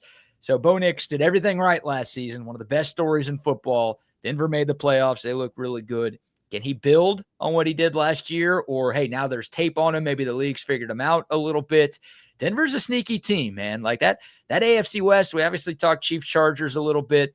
I don't think Vegas is on anybody else's level just yet. They're a clear 4th there for me. But Denver's a sneaky team because that roster has a bunch of talent on it, I think. And, this is the year with Rashee Rice out for 6 games. Like, this is definitely the year where you could jump out, whether it's the Chargers beating, the Chiefs in week 1, or, I think Denver gets them early in the season too. Like, there's an opportunity for you to take a 1 or 2 game lead over the Chiefs before they can really figure it out. And we don't know what the situation at tight end is because it sounds like the guy is trying to retire already. The running back situation is always going to be odd there just because you have no idea what they're going to end up rolling out through 17 games. But the defense is, I think, pretty solid for Kansas City. So can Bo Nix or Justin Herbert really put an end to that? How many? And I don't know how I missed this. There's going to be a lot of Longhorns on the field in that. Denver, it's the Denver Longhorns. They might as well rebrand their team. They've drafted and signed so many former Texas players, and obviously Gunnar Helm in that game too with Tennessee. So that'll be a fun one to watch if you're a Texas fan who likes seeing how the Longhorns do in the NFL. They're all over NFL rosters, but that game I assume has the most out of any other game on the slate this week. You can watch that one, and you can also watch Matthew Golden wearing number 0 now. Is he wearing number 0? He's 20 a couple times. I thought is he not 22 anymore? He's out on 22? He was out on 22, I think. For some reason, when Micah was traded to the Packers, Golden changed his number again, even though he was not number 1. I didn't see that. Okay, yeah, literally I just did a Matthew Golden Google search, and there are pictures of him with 22, but there's also a practice picture of him wearing 0. So I guess he's 0 now. And I believe he was 81 or 87 on draft night. There was something to start with that they announced. But either way, he will be, seems like wide receiver 2 for the Packers in a game where I think Jordan Love is going to be expected to throw a whole lot. Just building off of the end of last season and kind of the disappointment there. There's been a lot of buzz about him throughout the offseason. And I really like Green Bay in this game. Yeah, your 2 best divisions in football, right? We talked about the AFC West a little bit, but the NFC North might be number 1 right now. What a huge opportunity. We'll see if Micah Parsons plays. I'm sure they're going to give him an injection of something to make sure that he's out there. We'll see how effective he could be for Green Bay. But yeah, I mean, Detroit, best record in the NFC last year. They just ran out of players in that game against Washington. They couldn't stop Jaden Daniels in that divisional round playoff game. But this is a fun one, man.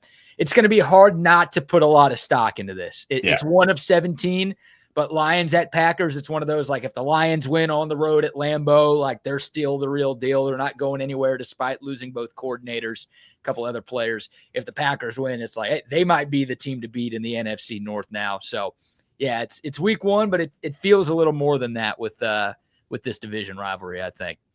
Another one that feels much bigger than week one is the Ravens and the Bills, the Sunday night game. Yeah. I don't think you could have come up with a better Sunday night game to start the season. With the MVP race between Josh Allen and Lamar, one that went away. I did not think it was going to go. I thought Lamar was going to end up with it. And I think this is about as big of a statement game from either team as you can get. Ravens need to get over the hump so badly. And this is so do the Bills. But the Ravens need to get over the hump of the Bills. They need to get this big win against them in one that matters. I know they did it last year too, but it seems like you're going to need to do it every regular season to make sure that you can at least try to do it in postseason.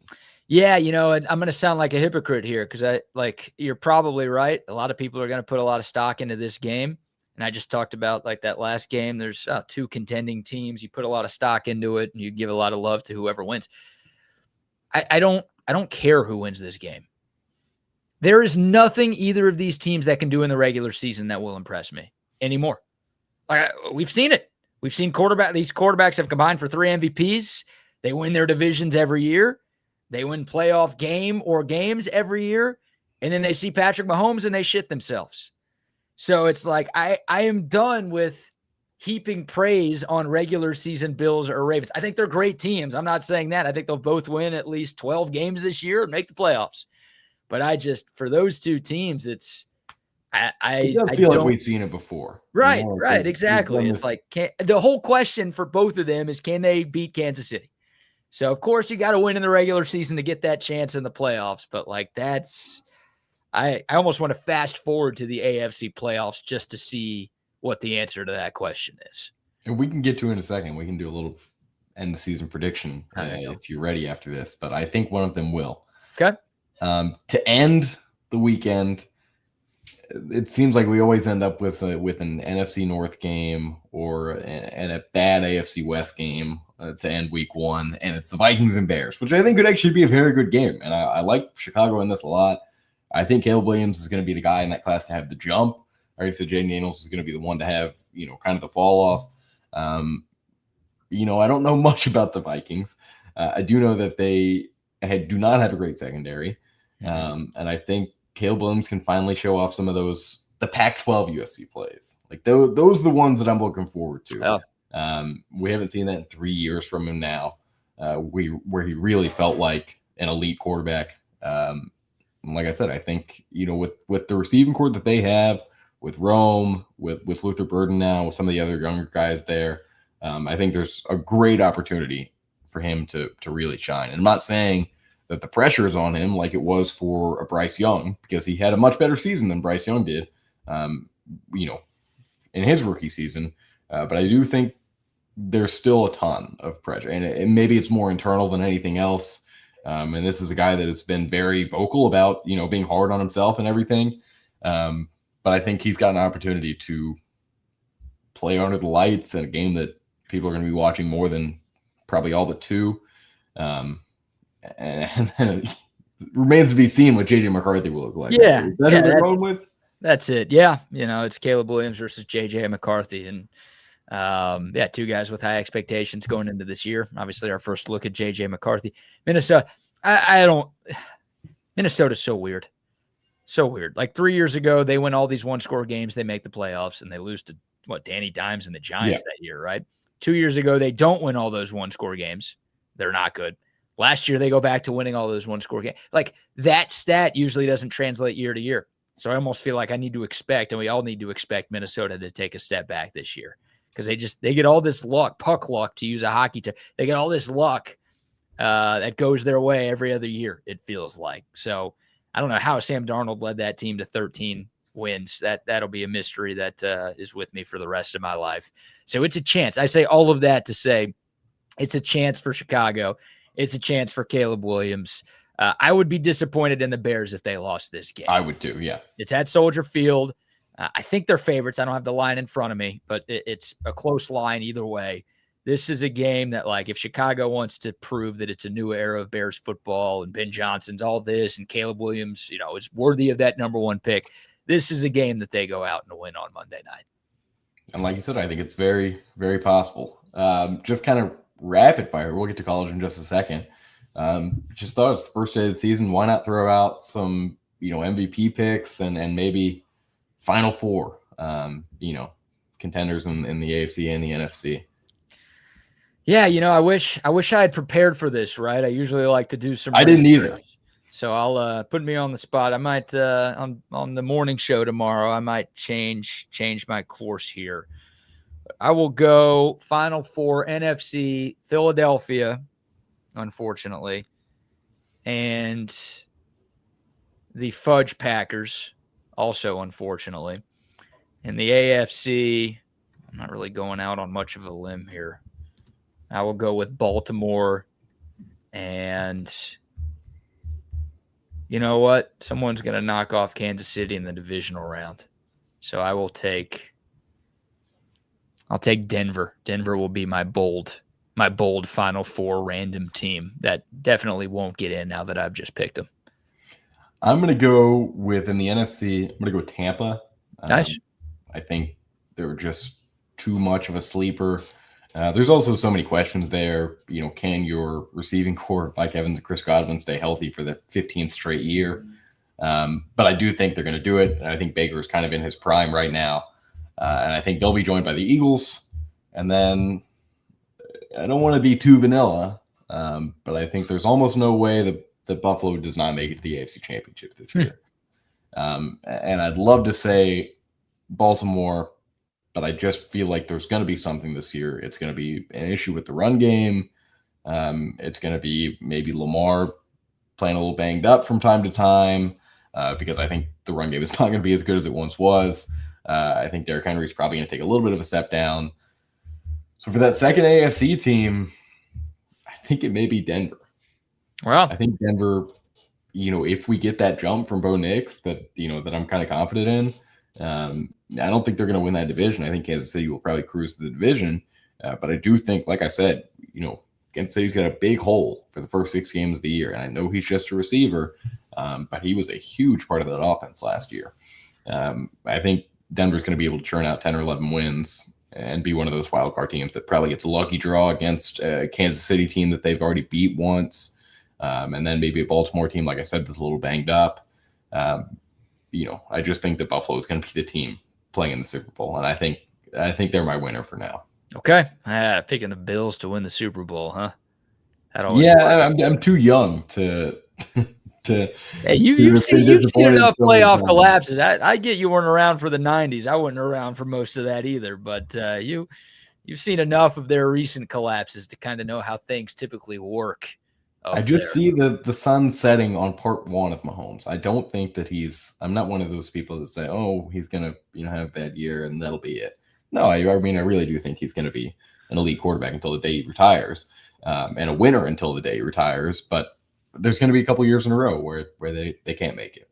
You know, it's funny. Like, everyone's comparing Mahomes to Brady. And I like that you said part one of Mahomes. Brady had a part one and part two. That guy went a decade without a Super Bowl. And, you know, the Patriots were always good. They were always getting close. But, like, he went a long time between his first 3 and then his next 3 with New England and obviously the one he won in Tampa as well. Like, he's, you know, maybe Mahomes has that in him. I don't think Kansas City's going anywhere, but who knows, man. The AFC's loaded.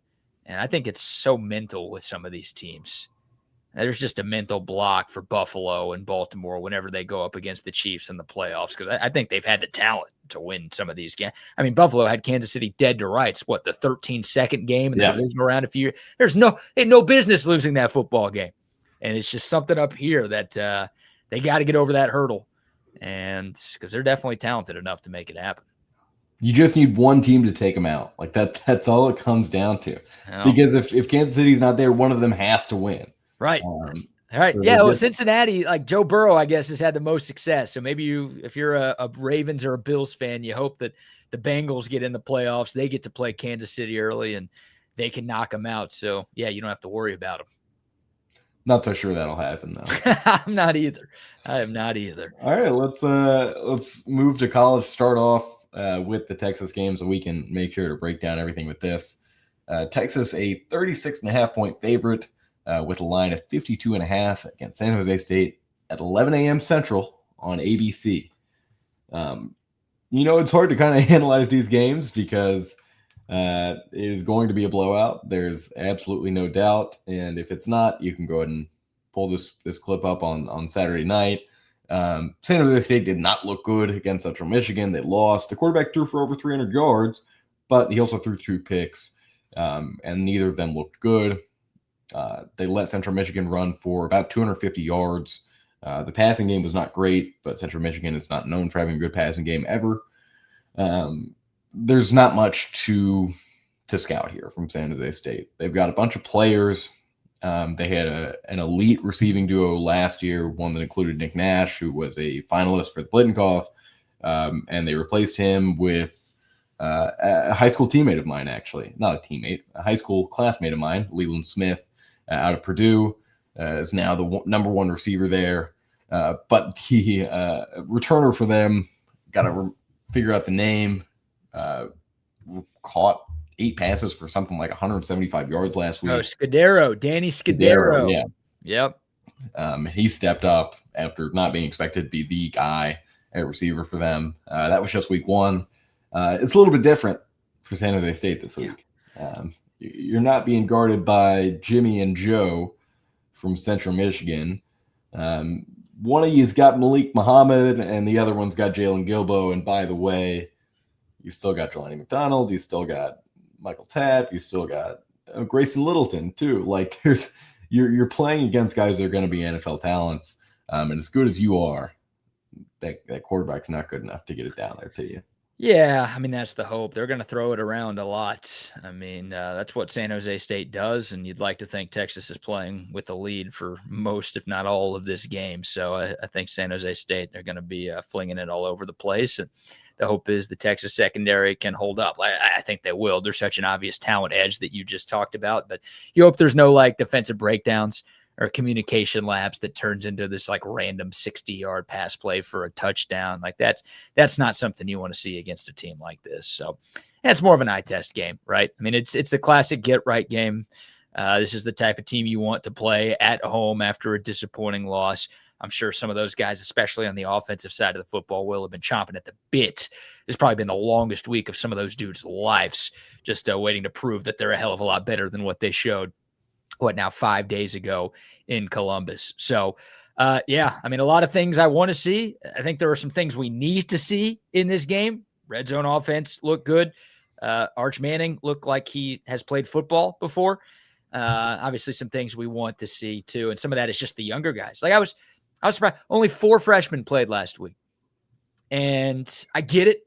At Ohio State, defending champs, that's a hell of a first test for those guys. But I look at the wide receiver spot mainly and just guys on offense. And I didn't see a lot of those guys who were playing winning a bunch of their matchups. So I would have liked to have maybe seen somebody else. Let's see if we can, Dalen McCutcheon played 2 snaps. He had a catch for a first down. Why did we not see? Yeah. Why do we not see any? It's not like all of the DeAndre Moore didn't do shit. Now he was open a lot more than Arch Manning found him. But it's not like, all the other receivers ahead of Khalil Lockett and Day-Day McCutcheon and all those guys were getting open every single play. We know we're going to see those young guys. It's the number 1 recruiting class in the country. We barely saw anything from anybody not named Grayson Littleton last weekend. I would like to see what some of the other 24 signees that Texas brought in, what they can bring to the table.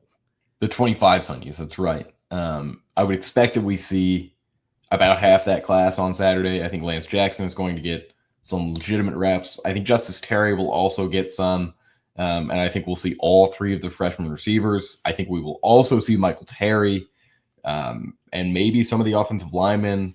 We'll just kind of have to see. I would imagine Nick Brooks end up playing at some point. No. Is it because Texas is so far ahead, or is it because Brandon Baker gives up to Sack against San Jose State. I'm not saying that's going to happen, but I really do think I've written that a couple times this week. There's no more pressure on anyone else on this Texas team. Okay, we can say Arch just from the media perspective, and yes, he had a bad game. He needs a good one. Brandon Baker was one of the worst right tackles in the country last week. Yeah. And it was one of the worst pass grades the Texas has ever had at right tackle or any offensive line spot. And yes, it is, worth noting that he was playing. He was matched up with CJ Hicks, who's one of the best on-ball linebackers in the country. And they had several other guys rotating around there. And it was his first start. All week, I don't want to trash on the guy. But Texas cannot afford to have a starting offensive lineman play that bad. I mean, it will lose you games. And it may have lost you the game last week. I mean, there are several reasons that Texas lost that game. But you look at that 4th and 5, CJ Hicks goes completely unblocked. Yeah. Or just forced to throw the pass. Not that it was a good throw and not that it was a good attempt at a catch, but none of it would have happened if not for Brandon Baker shifting to the left and just watching the guy go past him. Yeah, I don't think Brandon Baker was as bad as his PFF grade shows, but you think about 3 of the most memorably bad plays for the Texas offense, and he's responsible for them, right? That one that you just talked about, and then 2 false starts. No false start ever comes at a good time, but one of them was, second drive of the game for Texas, right? Longhorns get the ball first. They move it. They stall out. They turn it over on downs.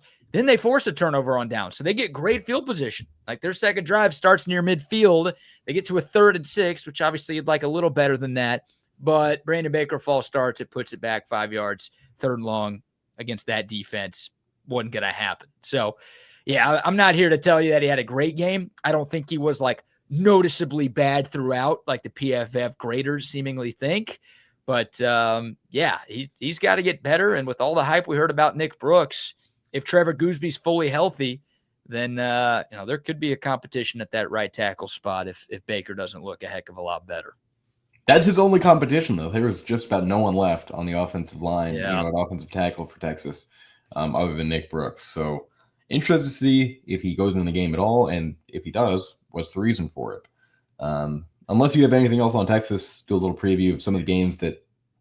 Yeah, no, I mean, I think we kind of hit it, right? The things that you want to see, the younger guys play more, Arch Manning look better. I would really like to see, Steve Sarkisian has this reputation that he doesn't deserve. And I think maybe he used to deserve it, but now I don't think he deserves it anymore. Everyone always says, Will, that Sark is the best opening game scripter in college football, or he's one of the best at that. And I went back, I saw some numbers earlier this week of since the start of 2023, Texas has had 31 opening drives. They played 31 games since the start of 2023. They've had 31 opening drives. They have scored points on 9 of them. Yeah, not good. Not good. So it's weird because they've been a very good first quarter scoring team. So it's the second and third drive they figure it out, but they have been dog crap on opening drives. So it's San Jose State. I get it. But I would really like to see, even against some bad teams, Texas has had a hard time. Yeah. First drive of the game, marching down the field and putting any points on the board. So, and it feels like more of them they do what they did last week. They get some first downs. It's not like they go 3 and out, but the drive just eventually stalls at some point and they punt from midfield or they turn it over on downs. 9 of 31. So until Sark gets that figured out, we got to stop with he's one of the best opening game scripters in the sport. That is not good enough, Will. It's nowhere near good enough. No. I can remember in the 23 season, it was either against Rice or Wyoming, where there were some legitimate offensive struggles. I think it might have been Wyoming. Yeah. It was also the same year that Wyoming either beat or came close to beating Tech. But still, there have been a few. I can remember Houston in 2023 as one that was just a terrible play calling game. And I have not been as down on the play calling as some other people have been over the last week, but you got to call a different game this time against San Jose State. Yeah. See what you can do. This is one of those games. This is not just a get back game. This is the see what you can do game. Yes, the guys you're playing in practice are better than the guys you're going to be seeing for San Jose State, but this is a real game. and we need to be preparing for real games. Here's so here's the balance that's realistic. Yeah, the balance is, I mean, I think you brought it up. Central Michigan ran it, 51 times for 236 against this Spartan defense last Saturday. You would think Texas can run for 400. I think the last 2 times these teams played in 2017, Texas did run for like 400 yards as a team in that game. So, of course, you want to see good things from Trey Wisner and CJ Baxter. I'd really like to see Christian Clark play. I would really like to see what that guy has. And, if Tashard Choice was just blowing smoke when he compared him to Bijan Robinson, or if there's actually like some sort of traits or tendencies that make him look like he could be that home run hitter. But yeah, like you got to throw the ball too. You got to see what you have in your passing game. It's going to be hard. If you're running for 6-7 yards a carry, it's going to be hard to not hand it off every single time, because I think those runs are going to be there all day long. But you're right. Like you've got to see what you have with your entire offense, not just this Saturday, but over these next 3 Saturdays. So you got some confidence with all 11 of those dudes when you head to Gainesville in a month. Something tells me they'll be greedy too on Saturday and the next couple of weeks. Yeah, I think you're right. Like if Texas beat Ohio State last week, I'd be like, maybe their foot's off the gas a little bit, and like there could be some backdoor cover or whatever. But you lose a game like that, and it was embarrassing. On its surface, losing on the road against the defending champs, number 3 team, whatever, like that's not. But the way that game happened, that wasn't a 12-round heavyweight fight. That was one half of Texas's team just never even got into the ring. So it was pretty embarrassing, and there are a lot of folks been blasting Texas all week long, and in some parts deservedly so. So yeah, they should be a little greedy. They should be pissed off, and again, I don't know who's going to care too much about these results these next 3 weeks, but I'll be watching to see that greed hopefully show up. Yeah, as will I. Well, if you're watching the Texas game, and I would imagine that just about all of you are, you'll miss a few not too bad games in the 11 o'clock slate on Saturday. Illinois, who was moved up to number 11 in the AP, is playing at Duke. Illinois is a 3.5-point favorite in this game.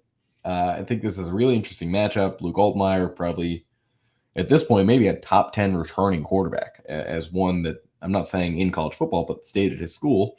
Illinois the last 3 years now. He's playing the $4 million man, Darian Mensah, transferred in from Tulane. Didn't have a chance to see Illinois play last week. Did see Duke, was very impressed with them. I think this could be a great game, as could Iowa and Iowa State. This one is in Ames. Iowa State by 3.5 in this one. This game is always a toss-up every year. Somehow it always either ends up being a complete blowout or a last-second play. I think we're probably looking at a last-second play here. I'm still not sold on Rocco Becht, on this entire Iowa State offense. And I'm never sold on Iowa at all. But somehow they're going to find a way to put someone in a good position here. I've also got Baylor and SMU on the CW network at 11 a.m. CW? Are you on kidding the me? C-Dub. That one's in Ford Stadium in Dallas. For some reason, SMU's only favored by 2.5 here. Seeing what Baylor did last week, it truly just has to be the Story Robertson show. You have to understand that your defense is not good. At least they can't hang in there with the SEC teams, because it happened against Auburn, and their entire I'm saying everyone played on defense for Baylor in the Texas Bowl last year. LSU sent the backups out there, and they got torched. So you now have 2 straight games of being just absolutely smoked by great offenses. And I'm not even saying that Auburn is a great offense, but they've got some elite players. As is SMU. They have some real game changers at receiver. And this is a game, man. This could really be the end for Dave Aranda. I'm not saying he's going to get fired on Sunday, but we're getting damn close to it if he gets blown out in this game. Yeah, it's weird because Baylor was really good down the stretch last year, right? They won their last 6 before that bowl game that you talked about. So it went from like almost Billy Napier-like, just lower profile because it's Baylor and not Florida. It's like, the team sucks. Who's our next coach going to be? And all of a sudden they get hot and no change is made. So, yeah, I think Aranda's got this year to figure it out, but that was a less than impressive performance against Auburn. They made Jackson Arnold look like Kyler Murray out there. We'll bring him up again. I mean, that guy was running all over that Baylor defense. So, That's a big one. Chance for them to, right the ship, and a chance for Aranda to save face a little bit. Interesting nugget on this Iowa State game, the Cy-Hawk game. Iowa State has not beaten Iowa at home since 2011. They've lost their last 6 games at Jack Trice against Iowa. So it's a home game for Iowa State, and everyone's like, oh, well, then I'm picking Iowa State. They cannot. They won last year on the road. They won 3 years ago on the road. Like, they've had some success in this rivalry. They have not had any success in Ames. 2011, and I think both these teams have been at about the same point, Right. like it's like the best era of Iowa State football ever, right? Right. They can't beat their biggest rival at home. So it's 0-6 straight up, 1-4-1 against the spread, if you care about that. But yeah, I don't know how to explain it, but maybe Iowa is the play in this game, believe it or not. Well, that's a 3.5 point spread. You can go from that game, I believe that one's on CBS, to the 2:30 game on CBS, Oklahoma State at Oregon, where Oregon has moved up to a 28.5 point favorite against Oklahoma State, who actually had a good game last week. They beat UT Martin, I think, by 3 scores. The reason that this spread is 28.5 is not because of anything that Mike Gundy said throughout the week. And trust me, he said some crazy things and some things that are just flat out wrong about compensation in college football. It's because of Hoss Haney. Oklahoma State's transfer in from TCU at quarterback had a phenomenal game in the first half. Went out with, I believe, a foot injury. He's going to be out for the next 4 or 5 weeks. And now Oklahoma State is going to roll out Zane Flores from Gretna, Nebraska, right in between Omaha and Lincoln. He was passed on by Nebraska back when I was covering them.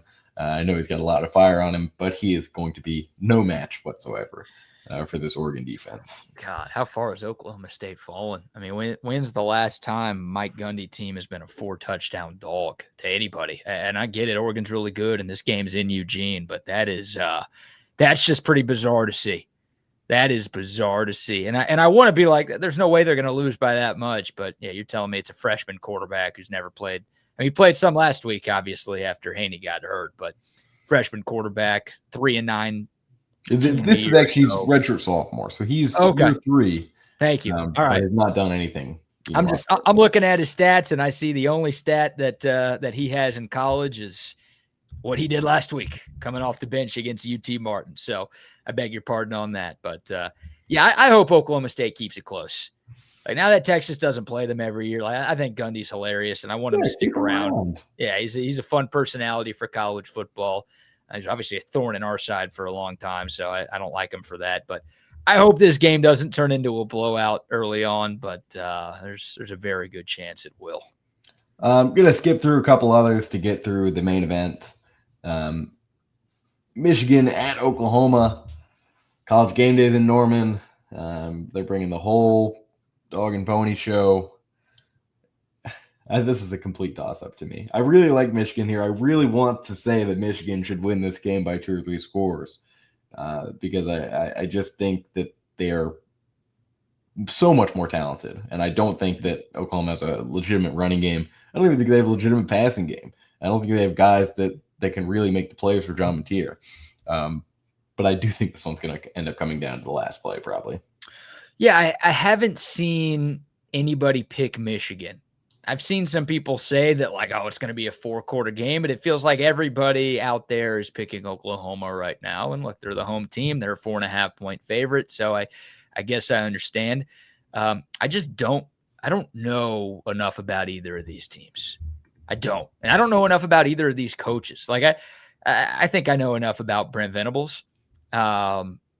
But like Sharon Moore, like if these two rosters were the exact same, but Jim Harbaugh was still coaching Michigan, I would be picking Michigan without a shadow of a doubt.